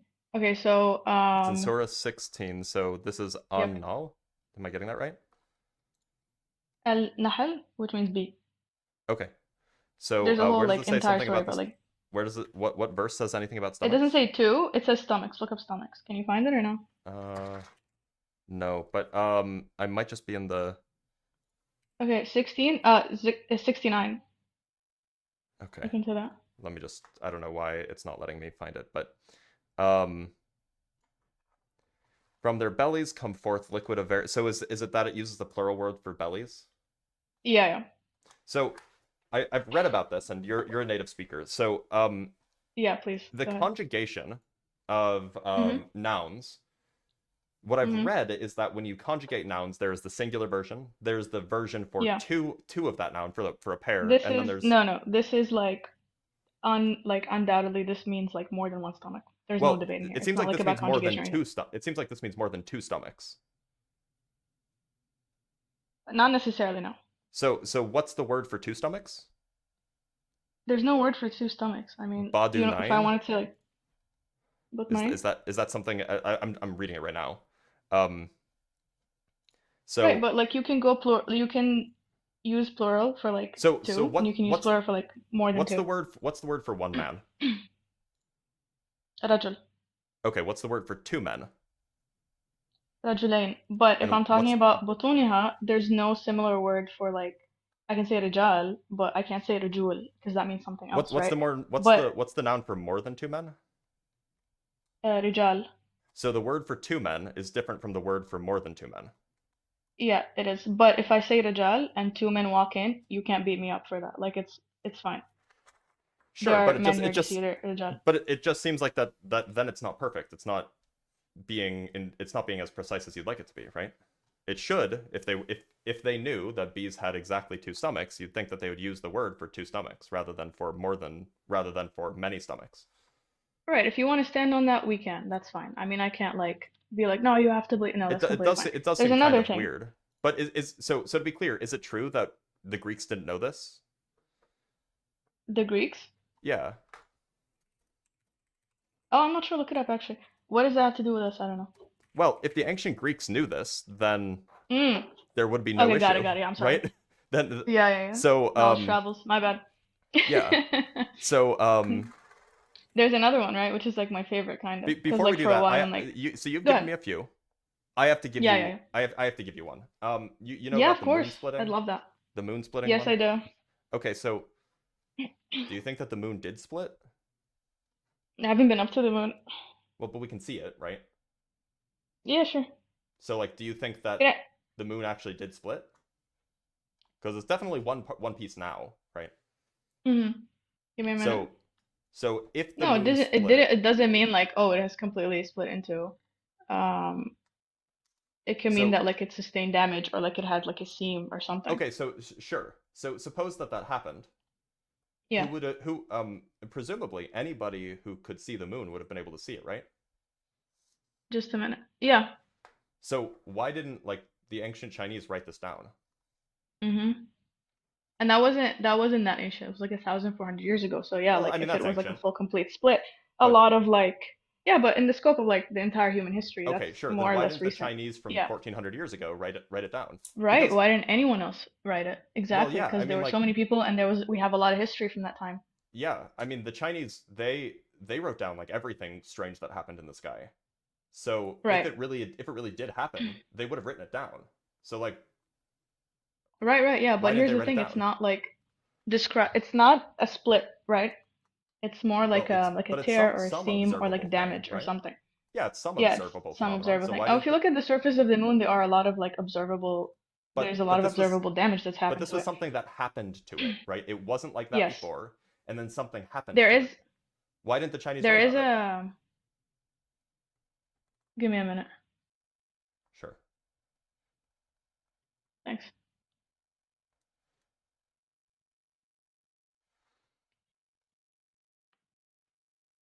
Okay, there's something here about the Smithsonian. Just give me a second to translate it, and I'll Sure. give it to you. Thanks for being. This is the most respectful debate I've ever had. I'm just Well, so good. happy I'm right glad now. they think so. I'm 2x quieter than the guests, really? If that's true, let me turn this up. Oh, am I being and loud? then- No, I don't think so. I'm very sorry. I think people are just complaining. Oh, I got headphones in, so I'm speaking loud to compensate. My bad. No, it's just on TikTok, or sorry, on YouTube that people are complaining, which is fine. Like, Mm-hmm. I don't know. Hopefully the YouTube audio's okay now. How many people we got on YouTube? 250-ish. Okay, that's nice. Can I get a hey? I'm just kidding. I'm sorry. Oh, thanks for the galaxy, Chico. I appreciate you. Box if you need a reference. Maybe.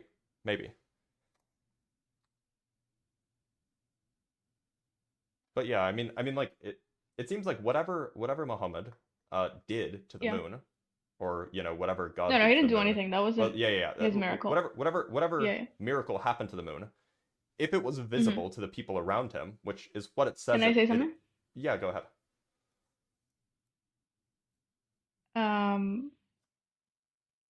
Okay, so there's like two explanations for this, obviously. Now here's the thing, like the thing that drives further belief in whatever you see is the fact that you're already believing, right? Because like confirmation bias and everything. Sure. So you can say this, give this verse to somebody who already believes and they go, incredible, it's a miracle.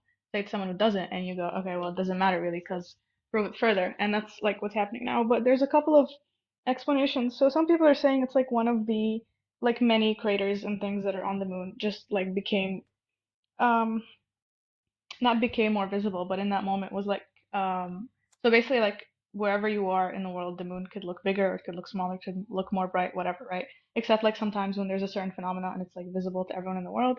So it's either that it was only visible to like people then, or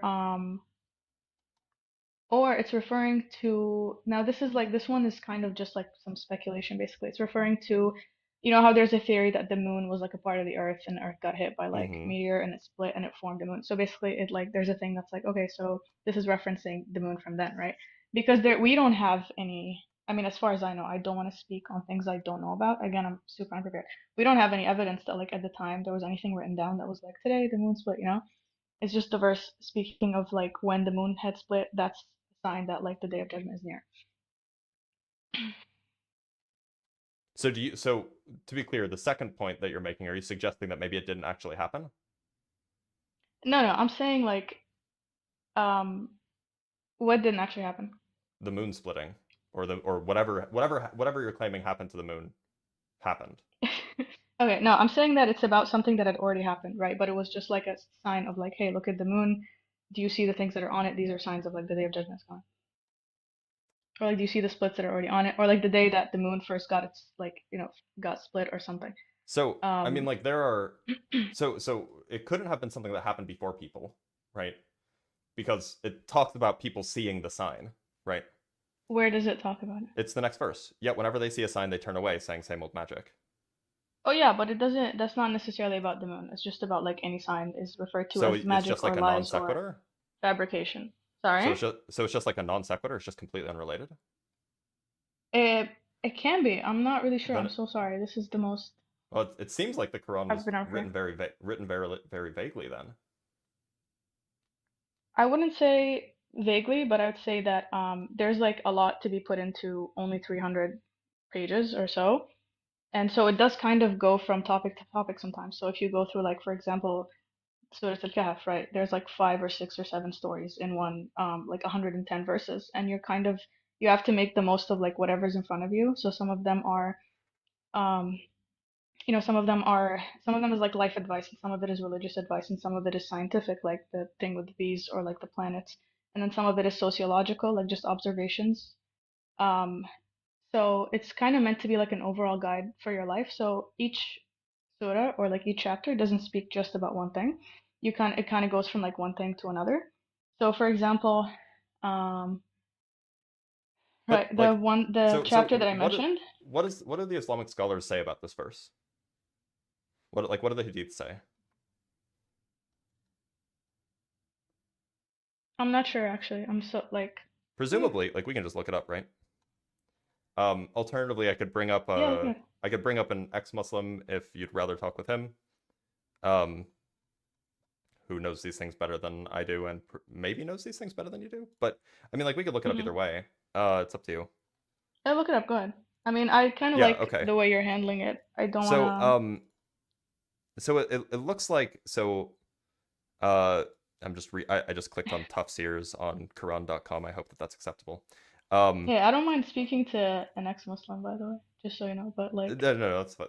I understand. So I'm just reading the Tafsir on Quran.com. It says Allah informs about the approach of the last hour and the imminent end and demise of the Yeah. world. The event ordained by Allah will come to pass, so seek not to hasten it. This is the verses that it's referencing.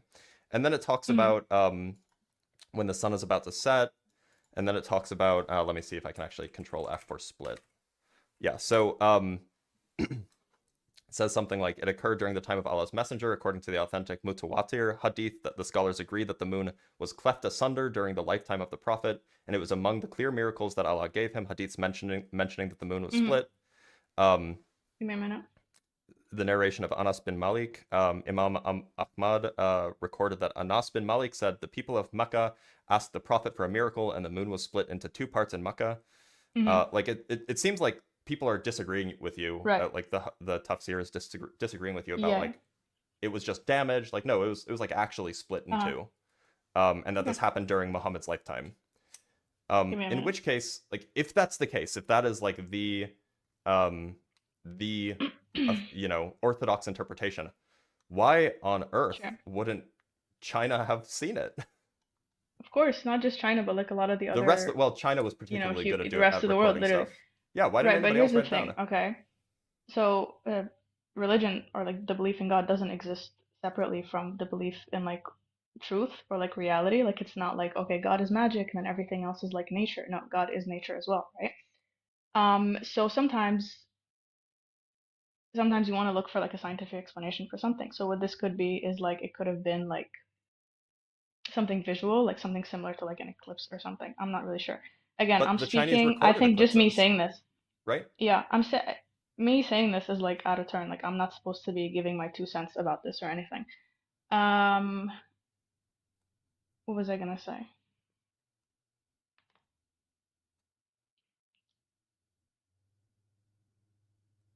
I don't know. Right, I'm sorry.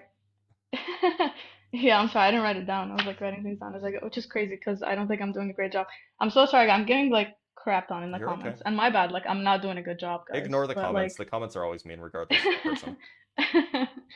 So I think if I like prepped, I'd have like something better to say. But again, I'm not a scholar, I'm just a big fan. And I think that one thing for me, for example, is like the constant encouragement to like have like incredible manners and like exemplary behavior and treat everyone well, and like everybody around you is your responsibility and you're your own responsibility as well. And like that's like, aside from the things that you have to do for God to make him happy, it's not the most important. The most important is believing in God. And then oh, where'd you go? Probably got a phone call or something. Sorry, can you hear me? Yeah, I can hear you now. Yeah, sorry. The things that really matter is the way that you treat others, and those are the things that count. Because if someone doesn't forgive you for the way that you treated them or the way that you wronged them, those are the things that like stop you from being God's good grace or like going to hell, heaven, sorry, or something like that. So, which is also like, I agree, but whether or not you should be good to people, that's a good message. Being good to people is a good message. Whether or not that's a good message has nothing to do with like the veracity of the Quran. Like whether or not like maybe there is a God that wants everybody to care about each other, but whatever it is, like it seems like it's not the it seems like whatever is in the Quran, it can't be 100% true, just because they're like things that it gets wrong. I mean the examples I wouldn't say it gets wrong, but I actually I can't debate I know you wouldn't anymore. Say when that, are you going on again? If you did say that, then that would be heresy. Yeah, no, I have to hang up. I was like waiting for something. When are you on again? I'll come back if you want me. Won't be until next Obviously, week. I can debate your ex-Muslim buddy. All right. But if you have to run, that's fine. Yeah, I do. I'm sorry. All right, I'll try to come back next week. Okay. Thank you for your manners and everything that you said as well. And I'll like tune in whenever I can, even if I don't contribute. Sorry, everyone in the comments let you guys down. Probably suck. You're fine. Take care. No, I don't care. Oh, cut her off mid-sentence. All right, let's talk to, I think we have a few people. So I know, I would have brought Ems up, but you know, she didn't want to talk to, she would rather have spoken with me. So I do my best, right? You know, we do our best. All right, I think that there was like, so Chico sent a Galaxy. I think Chico wants to send a Galaxy so that they could talk. So we can bring up Chico. Chico, how's it going? See, I'm all about bribery. I am Yeah, a see, bright, I mean, look, beautiful. I am too, okay? Yeah, let's do that. I also really enjoy this page. I enjoy your buddy Ian, but I am one of those that when challenged intellectually, snidely, sometimes I react poorly. So I don't think I could really have a good conversation with him because I have poor human development. But that comes with benefits. If you ever need a henchman to really, like, if they're being a jerk, call me up and I will All be. right, I'm fair so enough. good at it. I'm So so good Chico, at it. Okay. so Chico, Yeah. do you believe in a Yeah. god? I don't, but I have an obsession to disprove myself. No, I Okay. don't. And I don't. so I have a I don't do physics devil's advocates. question. No. Oh, Okay, can I ask your just ask you a question. physics question? Ask your question, then Look, I'm gonna kick you. okay. Fair enough. Fair enough. You have rules. Laplace's demon. Yeah. What about it? Can you, because your friend Ian made the statement that determinism during that Jubilee thing, and maybe I misinterpreted it, and you can tell me if I'm wrong, but he said determinism is proof of a God. No, I don't think that he said that, but I'm gonna kick you off, and then I'll answer. So Ian was making the point that determinism and free will don't go hand in hand, or rather, can't go hand in hand. Or rather, not determinism. Sorry, omniscience. Omniscience, and free will don't really go hand in hand. That was the point being made. If you send a galaxy, you're allowed to. Yeah, but basically, by the way, we got a 16th month subscriber in the form of Ken, which I hugely appreciate, and then we also got 2 super chats. One from Garba Gaiman with the 10 Canuck bucks. Garba Gaiman casts financial support, +2 patience, +2 sincerity, spell duration 30 minutes. Yeah, that's how it works, right? And then from Gary with the £2, the double slit experiment. It's an interesting thing. I just don't know what you want me to talk about. All right, let us talk to the gallery.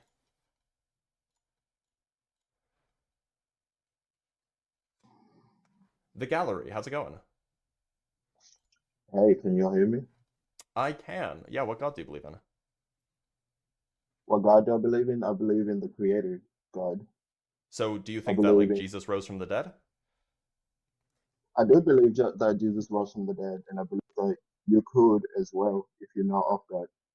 No, do you believe that that Muhammad caused a miracle and split the moon? Yes, and you too were sent by God. Okay. Okay, I mean that's That fine. is, So I believe so why should I believe in that? What's the compelling reason? you should believe in God. You don't necessarily have to, but the fact that you're alive right now means that you you do have the capacity to believe in Him because there is something your soul still has to do. That is I what I don't, what do you believe. mean my If soul we are still has to all do something? essentially, if we are all created from the same source, then that source is technically God, correct? Well, but look, I don't think that that's the case. If we all evolved in a purely naturalistic way, that doesn't mean that the first single cell was God. But more than that, like, I don't believe in souls, right? So if I don't believe in Okay. souls, why would I believe anything else that you said? Well, just because you don't believe in souls, you might not believe in me either, but I would still I be do think speaking. that look. So the question is, can you convince me to believe in your God? Meaning, I So how want do you to you provide a define compelling God? reason that I would How, accept, not just like something that you accept. okay, so how would you define God so that I can approach you in a way that you understand Him? Whatever you think God is, it doesn't matter what my I, definition is. I want I said the definition, and prompt is, can you convince me to believe in you your God? my God is your God. So Okay. however you When define I your say your God, I God, I can mean the approach God you, that you believe uh, exists. which is the God of creation. He's the God of the Okay, atom, the this is God of. clearly not going anywhere. Like, what are we doing? I have a guest from YouTube. Let's add them. Notakasai, how's it going? Hello? Hey, Notakasai, how's it going? It is going. I Sorry, have to age check you. How old are you? I'm 21. Okay. And what God do you believe in? I believe in the God of the Bible. The Christian Bible? the Christian Bible, yes. Okay, cool. What would you say is Uh, like the most compelling thing you could tell me that would make me agree with you, or that would I convince me to agree with I you? have a question for you before I get into that. Sure. Do you think there is anything that would convince you? I could give examples of things that would convince me. Okay. So for example, like I'm at home with my wife. If Jesus like poofed into my living room and said hello and then, went over and greeted my wife and had a good long chat and then he asked if we're thirsty and then he poured water out of the sink and snapped his fingers and it turned into wine, I'd probably be a Christian tomorrow. Like Mhm. so there certainly is something that could convince me. Now, surely that's quite extreme.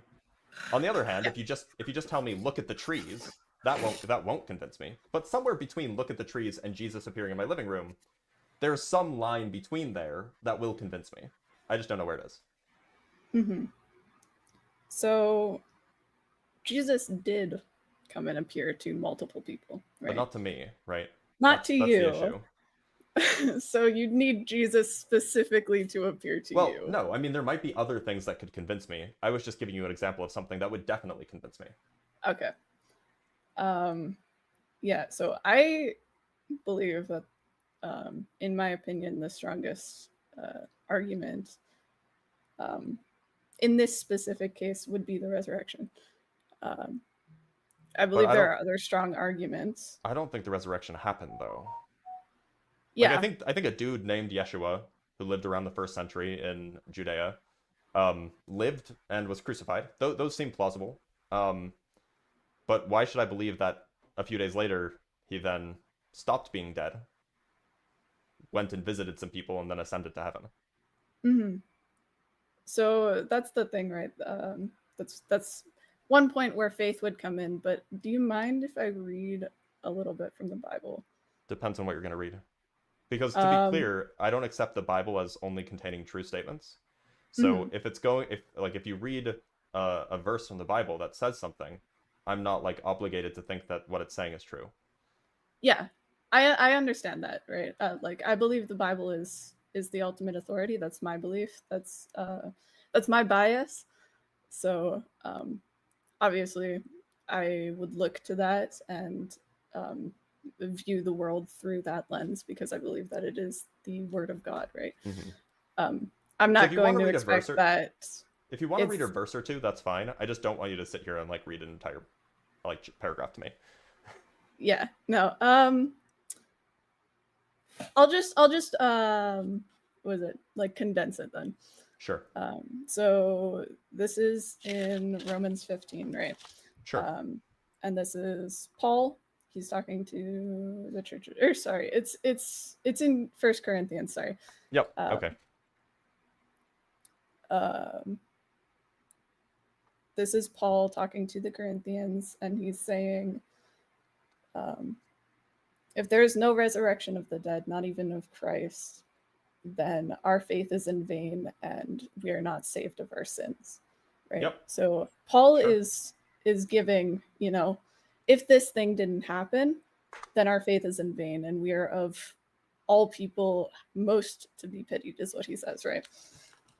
Sure. So I might even agree with that. yeah, like, and I would too, right? I believe that the most important point of Christianity is that Jesus rose from the dead. If that didn't happen, then there is no resurrection of the dead. Our Mhm. faith is in vain, right? So, yeah, I agree. The question is why should anybody believe that the resurrection happened? The Bible, right, is a collection of historical documents, right? These are real people talking about things. It's not some made up book, right? Well, Would yeah, I mean, you I would say incline that to? in their historical documents, insofar as they were written a long time ago, they Mhm. are not necessarily historical documents insofar as they do not necessarily recount what actually happened. Mm. Right? I mean, like, any composition of the Iliad or any composition of the Odyssey would be older than the Christian Bible. But these are not recounting historical events. they're a story that a man told, 3,000 years ago or something like that. And so they're historical documents insofar as these are documents written a long time ago, but they're not historical documents in that they're not recounting true history. Okay. So it's not just written by one man, which I'm sure Yeah, you're it's written. aware I mean, of, the right? Christian Bible is like what, 44 or something like this. Well, the entirety of the Christian Bible, including the Hebrew Bible, is like 60 something. Yeah. So it's 40 authors, 66 volumes. Okay, right? yeah, that's where the numbers were coming from. But like, Yeah. I mean, so that's not. That doesn't really change the fact that like these are not necessarily recounting historical narratives. Rather, they are recounting stories, and the question is whether those stories attach to something that actually happened historically. Yeah. So I believe that the Bible is reliable, right? In Which the sense parts? that everything that I've read, I can see supported in life itself, right? When you so Whether like that be like scientific things, like the Book of Job specifically has a lot of scientific statements that were made that were outside of the time that those were beliefs, right? hold on. So which scientific statements are you referring to? There's a couple, and I don't remember if all of them are specifically in Job, but there's a statement about the Earth being hung in space with nothing around it, right? There's nothing to hold it up. It's just floating in space. So that's kind of confusing because in Job 38, it explicitly talks about the Earth's foundation. Foundation are things that things stand on. It also talks about the Earth being shaped like a clay seal. A clay seal being like a flat plane or a bumpy flat plane. I'm talking about Job 38 specifically Job 26:7 is the verse. So it seems like it's contradicting itself. So Job 38 is actually one of the verses that flat earthers will cite as saying the Bible tells us that the Earth is flat. So, like that should be awfully problematic. That interpreted one way, Job is saying that the Earth is flat, and it interpreted another way, Job is saying that the Earth is floating in space. Can you give me the exact verse reference? I just want to look at the context. Yeah, so it's Job 38, verse 14. Okay. The earth takes shape like clay under a seal.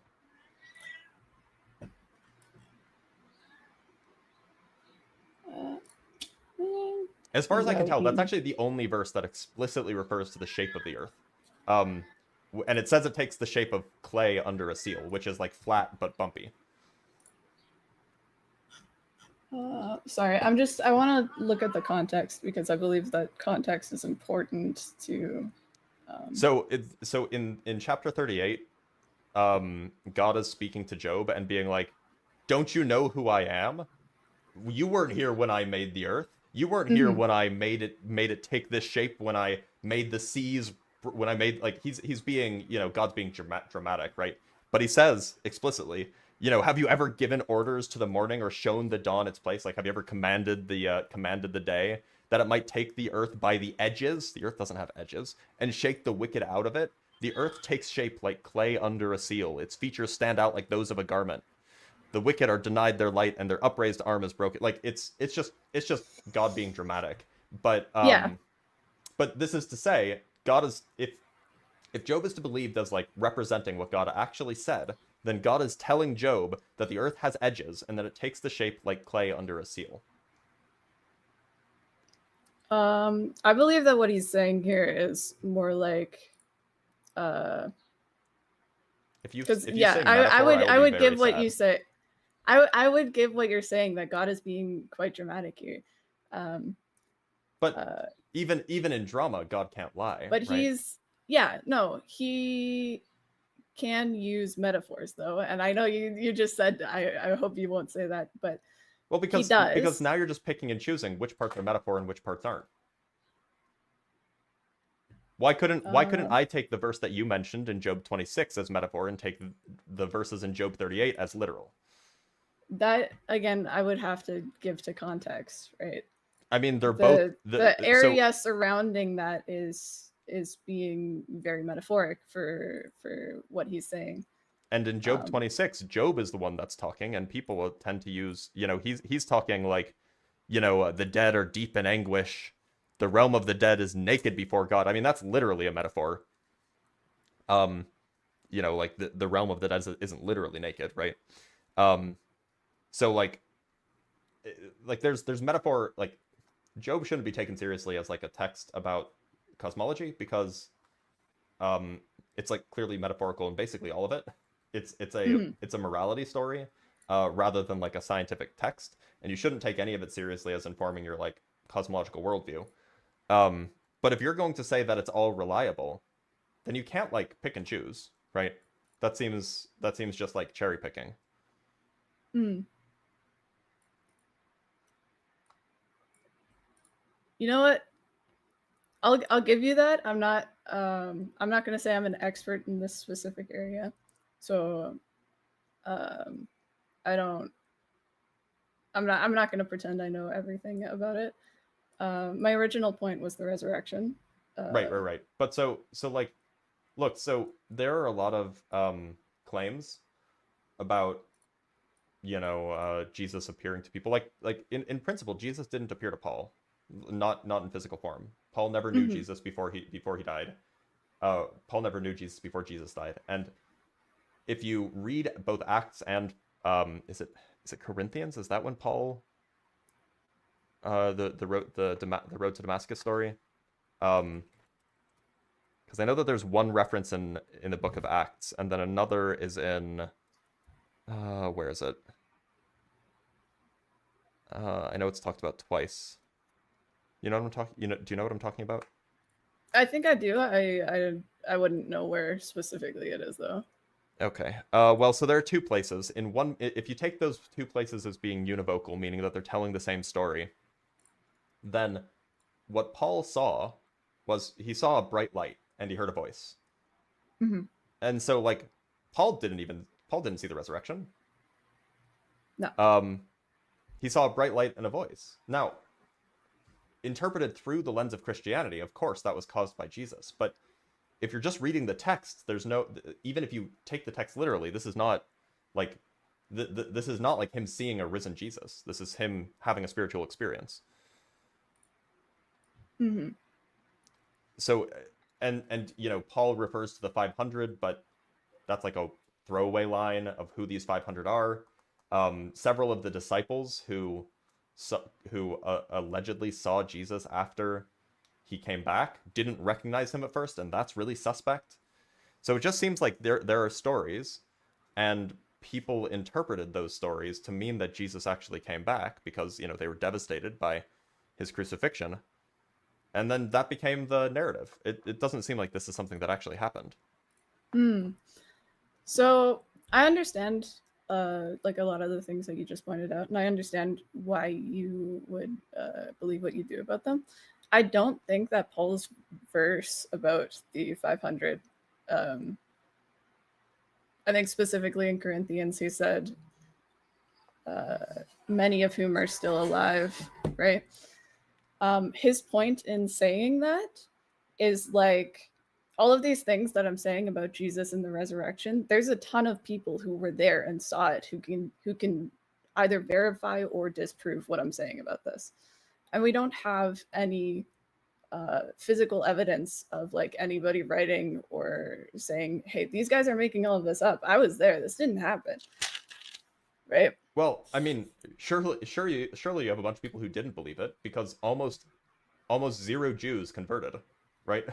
There were almost like, of the total proportion of people who were Jewish, by the end of the 1st century, like almost none of them were Christian. And if this was something that actually happened, like, I mean, remember, it's mentioned, and I can go find the verse for you. It's mentioned that all of the saints of old, all of the good people that were dead in and around Jerusalem, rose from the dead and wandered around the city, right? Like,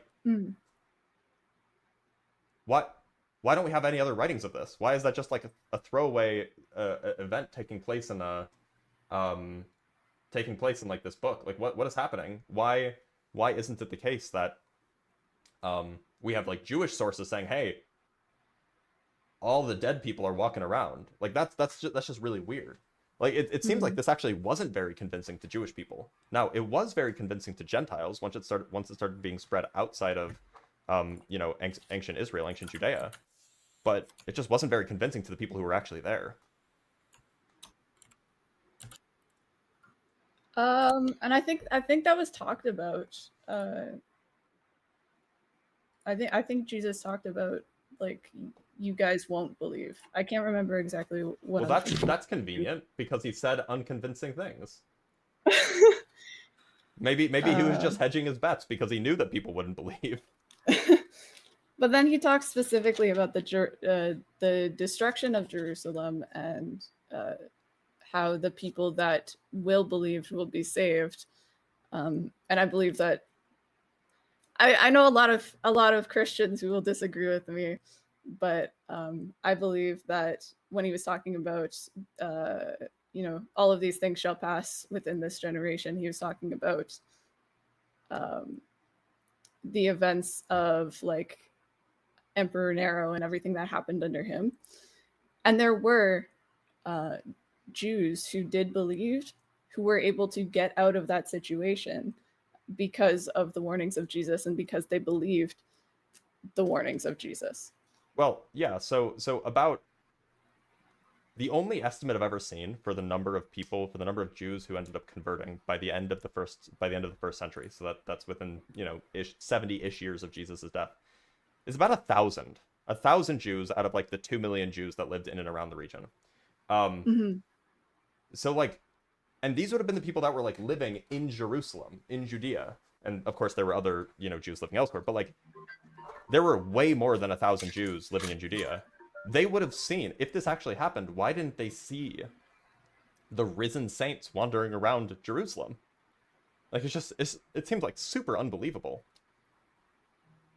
But then you have extra biblical references to Jesus and the resurrection. Like Josephus was a Jew. Yep, and he does. So there are historical so when historians read Josephus, there's almost uniform recognition that there is a part that was genuinely written by Josephus, and then there's a part that was changed by Christians in like 300 years later. The part that refers to Jesus as the Messiah, or as the Christ rather, that part is widely regarded to be a forgery. The part where it says, yeah, there's this guy Jesus wandering around, that's generally regarded to be like legitimate. But keep in mind, Josephus was a Jewish person, so he wouldn't have referred to Jesus as the Christ, right? Maybe not him specifically, but like if he didn't believe he was the Christ, right? But it would make sense for him to say the one whom they called the Christ, which is what it says. I'm also, it also says that he was better, like I can pull up the verse, but it also, or it's not a verse, the text. It also says he was better than every man, all of these things. Like he wouldn't have said these things if he were Jewish, right? If he didn't believe that these things were true, why would he describe him this way? What's the, there's a particular name for this. But is that also not picking and choosing? Well, no, I mean, like, this is what historians say. This is not just like me being, it's called the Testimonium Flavianum, or of Flavianum. This is not like just my position. This is like what historians agree on. that there is a part of Josephus that seems like it could have been written by Josephus genuinely, and then there's a part of Josephus that looks like it was interpolated or forged. Specifically because we don't have any actual records of this from before like the 4th century.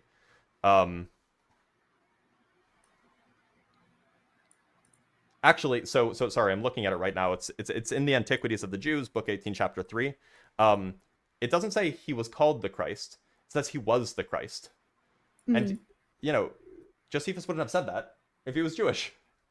He wouldn't have thought that he was the Christ.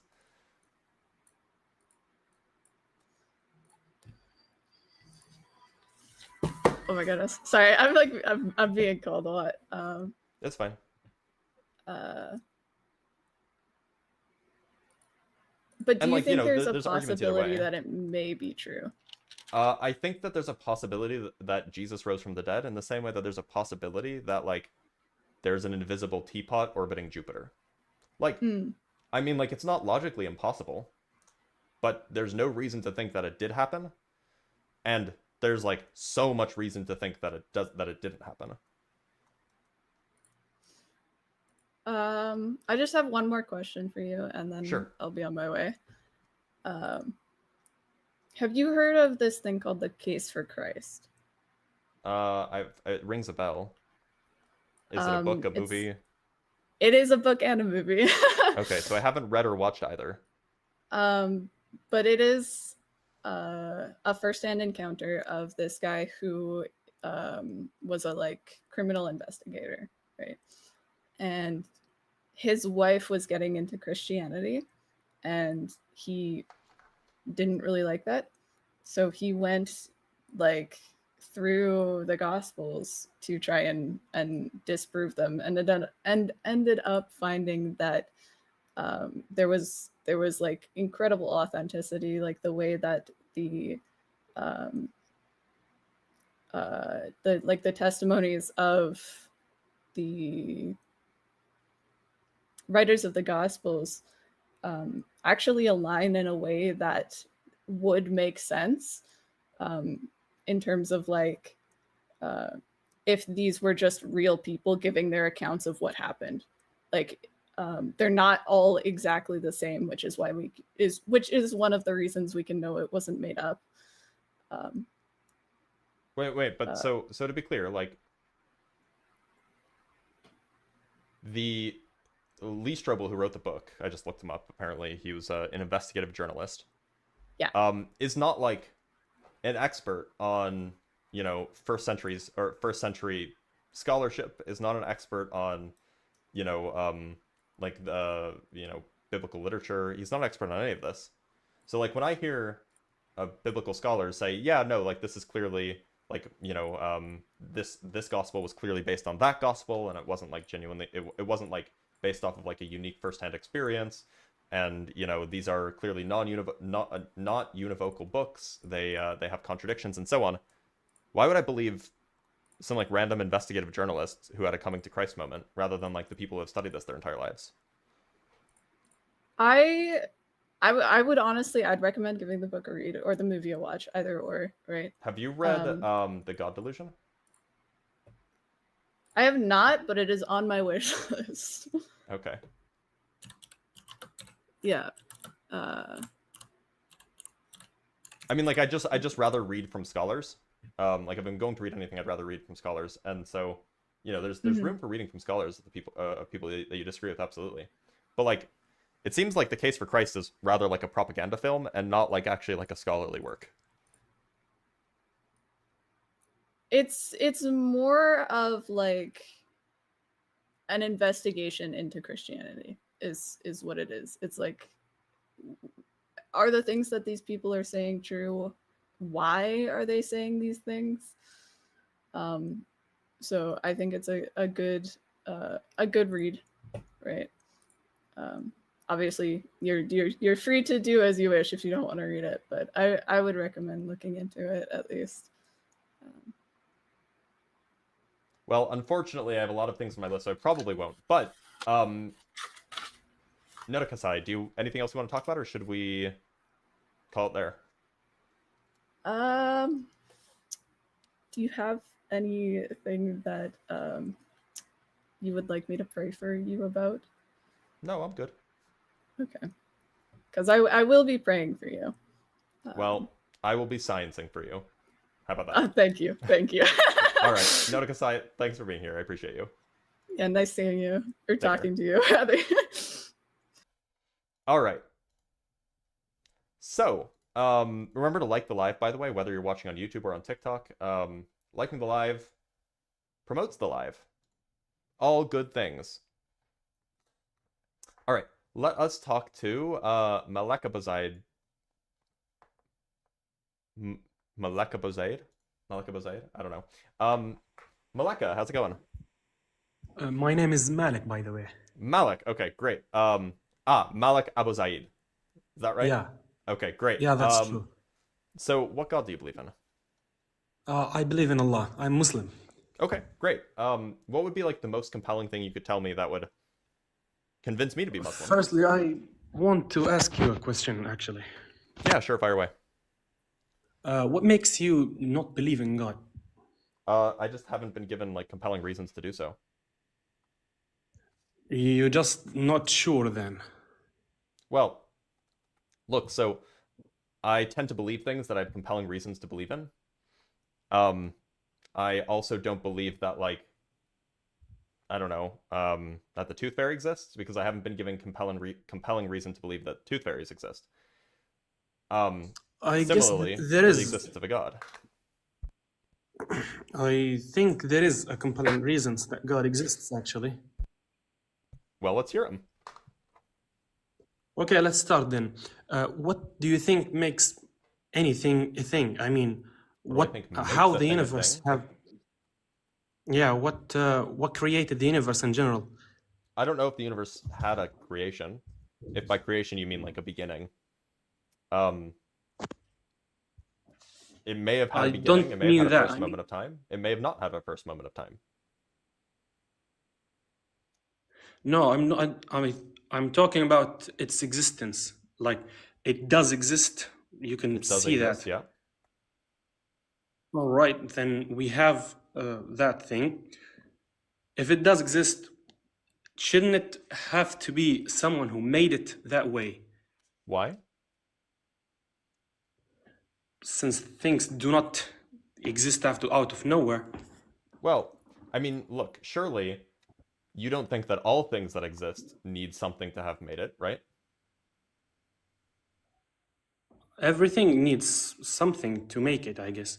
Does God need something to make it? God is actually the pure exception of that, since Okay, so you he believe in an is the one. exception. I believe in an exception. Great. Ah, all right. Okay, I understand your argument, but what I'm saying here is if God needs someone to create him, then it goes forever at this point. Like what makes Yeah, so I agree. one There must be okay. at least one exception to the idea that everything needs to be created by something. I agree that there has to be at Yeah, least one that's exception. I think that exception is the universe. You think it is the God. Okay, seems like we're on even playing fields. oh, not necessarily. It sounds a bit strange though. What makes how can a universe create itself? I'm not saying the universe created itself. I'm saying that the universe has never not existed. There's never been a state of affairs where the universe didn't exist. This seems a bit strange. How can someone exist forever? And if it does, Well, shouldn't to be clear, I'm not saying forever. everywhere? I'm not saying Huh? forever. I'm saying there's never been a state of affairs where it didn't exist. Which is slightly different. There's a subtlety there, but the point is look, you have no problem believing that this is true about God. You have no problem believing that God has never not existed. I hold the same view about the universe. Okay, I get what you're saying. You're saying that generally the universe didn't have to be created. It just was It's there. always been. And there Yeah, is it's always... yeah. And I understand what you're saying, but I don't think that's genuinely believable. It seems a bit strange, actually. Can you convince me, though? Well, I mean, look, whatever properties you think that God has that allows God to be, exist timelessly or exist eternally or whatever, it just seems it seems at least plausible that the same could be true about the universe. Now, Well, maybe it it's not the doesn't, case, since but at he- least, but like, is there a logical issue with that, or is it just like what's the issue with at least thinking that it's plausible? It's not necessarily a logical issue. I'm actually talking about you are a theoretical physicist, aren't you? Of a kind, yeah. Okay. I've been actually watching your videos for quite some time now, Delightful. and a bit more of those guys. So I've noticed that the universe in itself, in order to be created in this particular way, it needs really specific conditions. Sorry, If you get what I'm saying. no, can you repeat that? I didn't catch the question. I mean, it's not a question. I'm just asking you if it's true or not. I've heard that the universe in itself, to be created in this way, it needs some specific conditions, okay. like the mass of electron and stuff like that. I'm not really an expert in this field. Yeah. So, as far as we can tell, the universe is a certain way. If it were possible for the universe to be another way, and if it were that other way, then it could be the case that humans couldn't exist. And depending on how different it was, maybe stars couldn't exist or whatever. That is absolutely the case. If it's possible that, like, let's say that like the electromagnetic force was like 10 times stronger than the strong nuclear force, then you would never form atoms.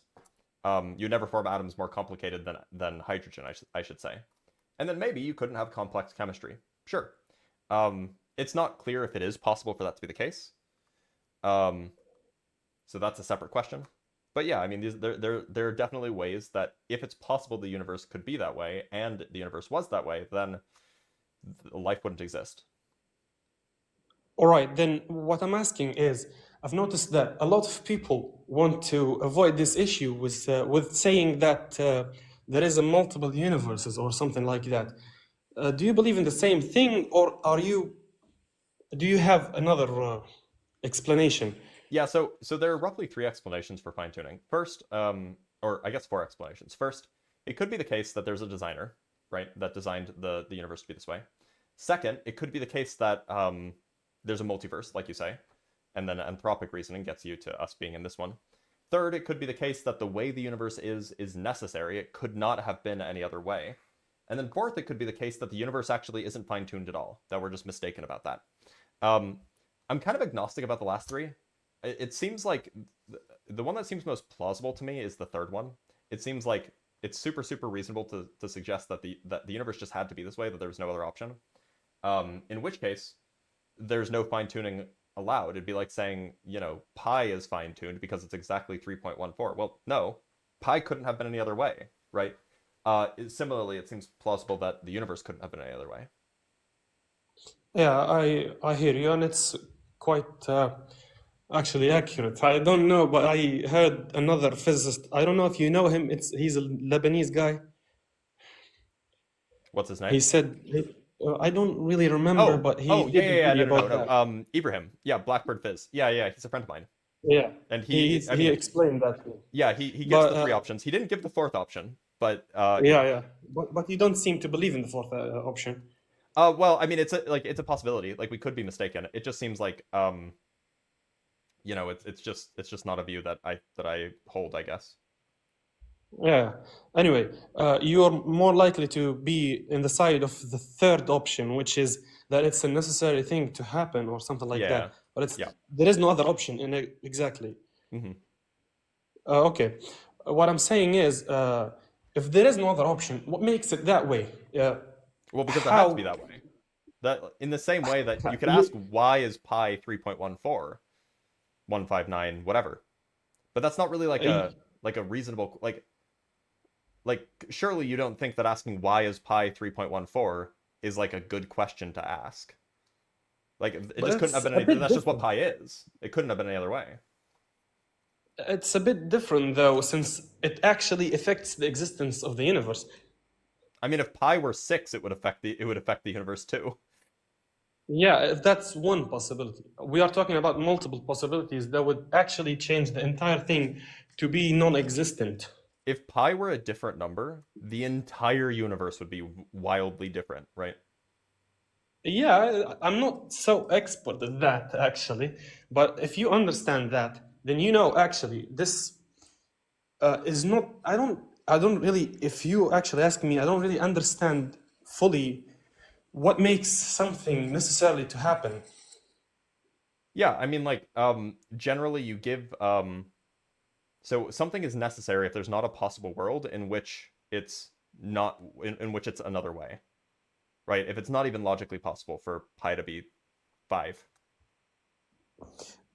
But it's just a believing, if I want to say that. It's just something like believing. Right? What?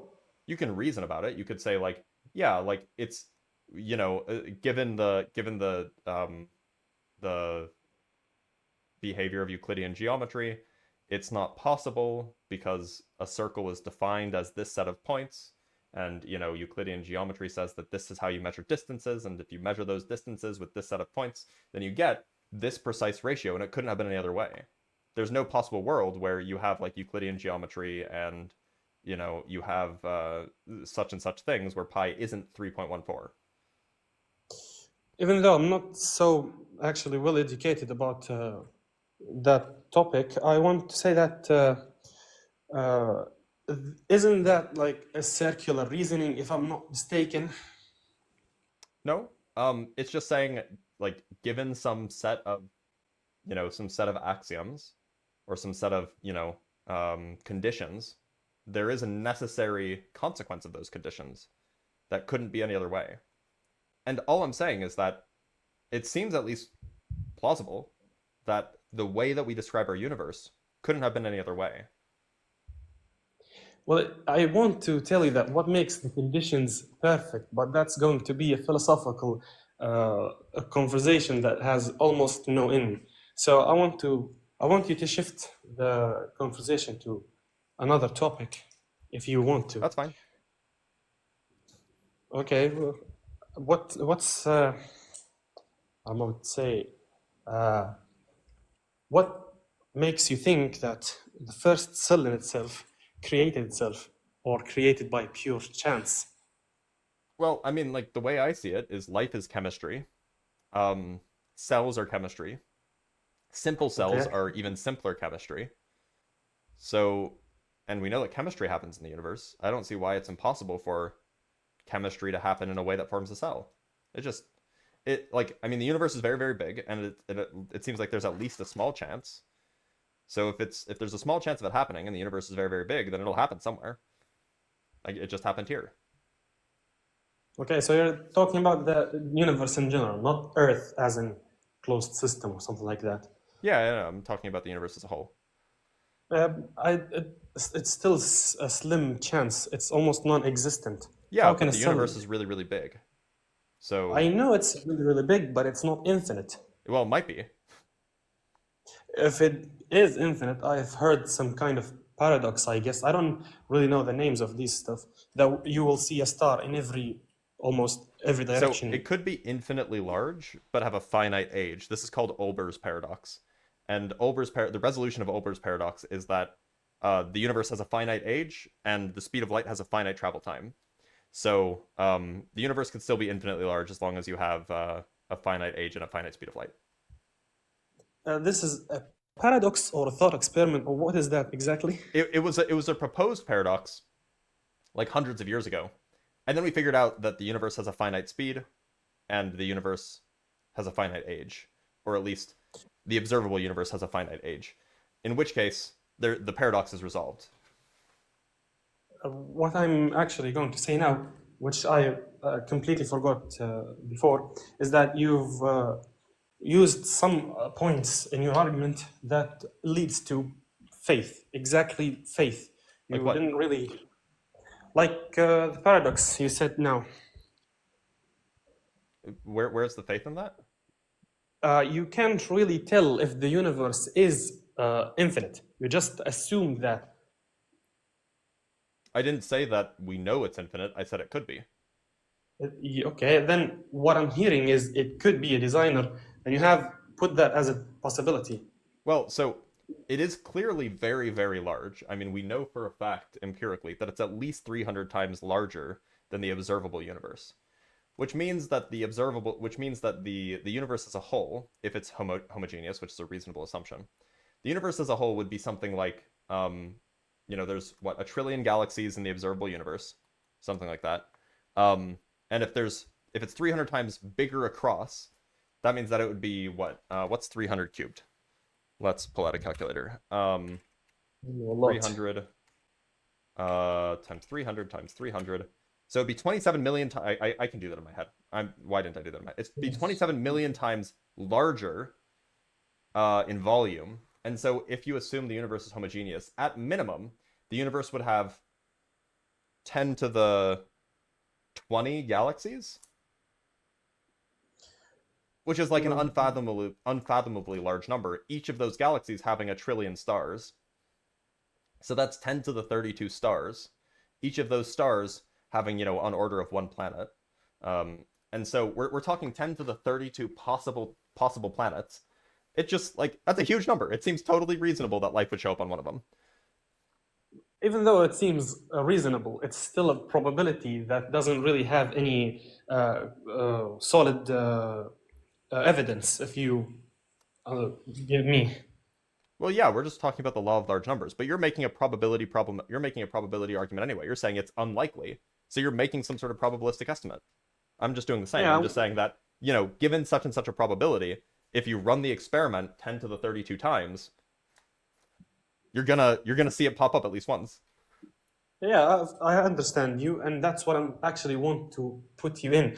What I want to say is, you see that the designer is actually a probability.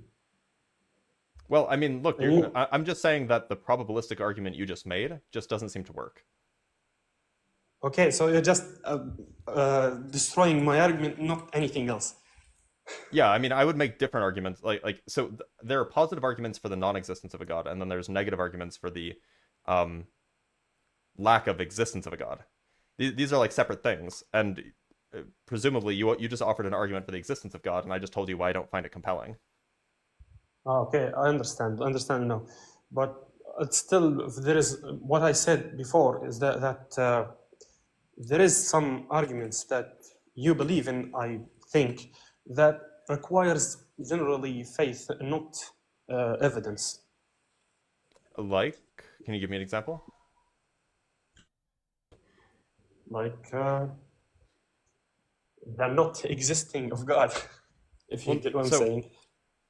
I don't know what you mean by that. Like, when I say that I don't believe in God, what I mean is that, like, given the evidence that I've been presented with, given the arguments that I've heard, given, like, on both sides, I am more compelled, more convinced by one set of arguments than the other, which leads me to have a high degree of credence, what you might call it a high degree of certainty, that there is no God. I'm not, like, making a claim that, like, I believe, like, I have faith that there isn't a God. I'm just telling you, like, these are the things that I've heard, and so I'm not compelled to believe in a God, and I am compelled to think that there is no God. Okay, I understand you, actually. I may not be well informed, actually, to argue with you, and if you noticed, I didn't really argue with you with more Quran, if you know what's that. Yeah, I appreciate that. Since I don't really actually totally how to say it. My English is quite bad. I don't Your really English is remember fine. all of it. Do you understand what I'm saying? I don't Yeah, really no. remember all of it. Of course. So I can't really argue with you in that point because it's going to. I don't really remember it, so it's a bit problem here. If you understand what I'm saying. Yeah, no, that's fine, and I appreciate that. Okay, but there is actually a lot of other people who actually entirely remember the Quran from first to last page. Yep. Who give a great explanation. I want to give you the name of one PhD holder who studied in, I don't know what Saydala is in English. It's something, pharmacy, I guess. He has a PhD in pharmacy? Like, he's a yeah. Okay. That seems like a strange occupation for like a theologian. Okay. I want to give you his YouTube channel so you can watch his videos. He actually does a really great videos that explains everything from my perspective, and if you understand what I'm saying. Okay. Yeah, what's the account name?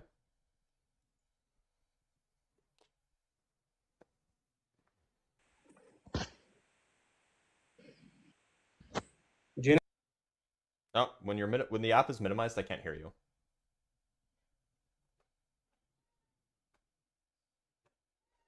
I'm sorry. I thought you can hear me. No, when you minimize the app, you just go silent. All right. I said his name is Iyad Al-Qunaybi. How do you spell that? You can write in Arabic or not? No, of course I can't. Okay. Well, what should I look up I on YouTube? think, it's all of his videos are in Arabic, so I don't really. Well, Can then wait. wait. To be clear, did you expect that I speak Arabic? No, I guess he has another channel, but I don't know it. Wait, if you wait a second, I can search for it and tell you if there is a channel or not. Sure, go ahead. A second, please. No, of course I don't speak Arabic. Like, do you see me? Maybe I would speak Arabic. Who knows? I have some stereotypical features, so maybe.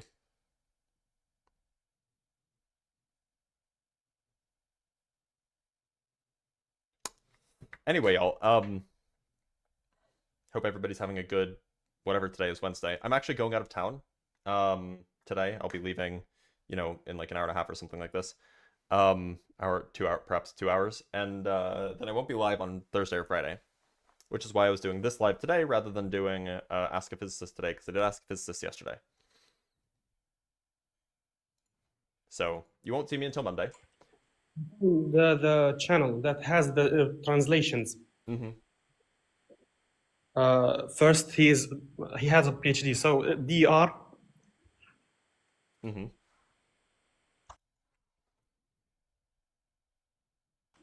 Dot. Okay. E. Mm-hmm. Y. A. Yeah. D. Is it Ayad? Then Kunaibi? space. Is it Kunaibi? Yeah. Okay. That's the guy. Yeah. Okay. Oh, I guess he has the 2 separate channels.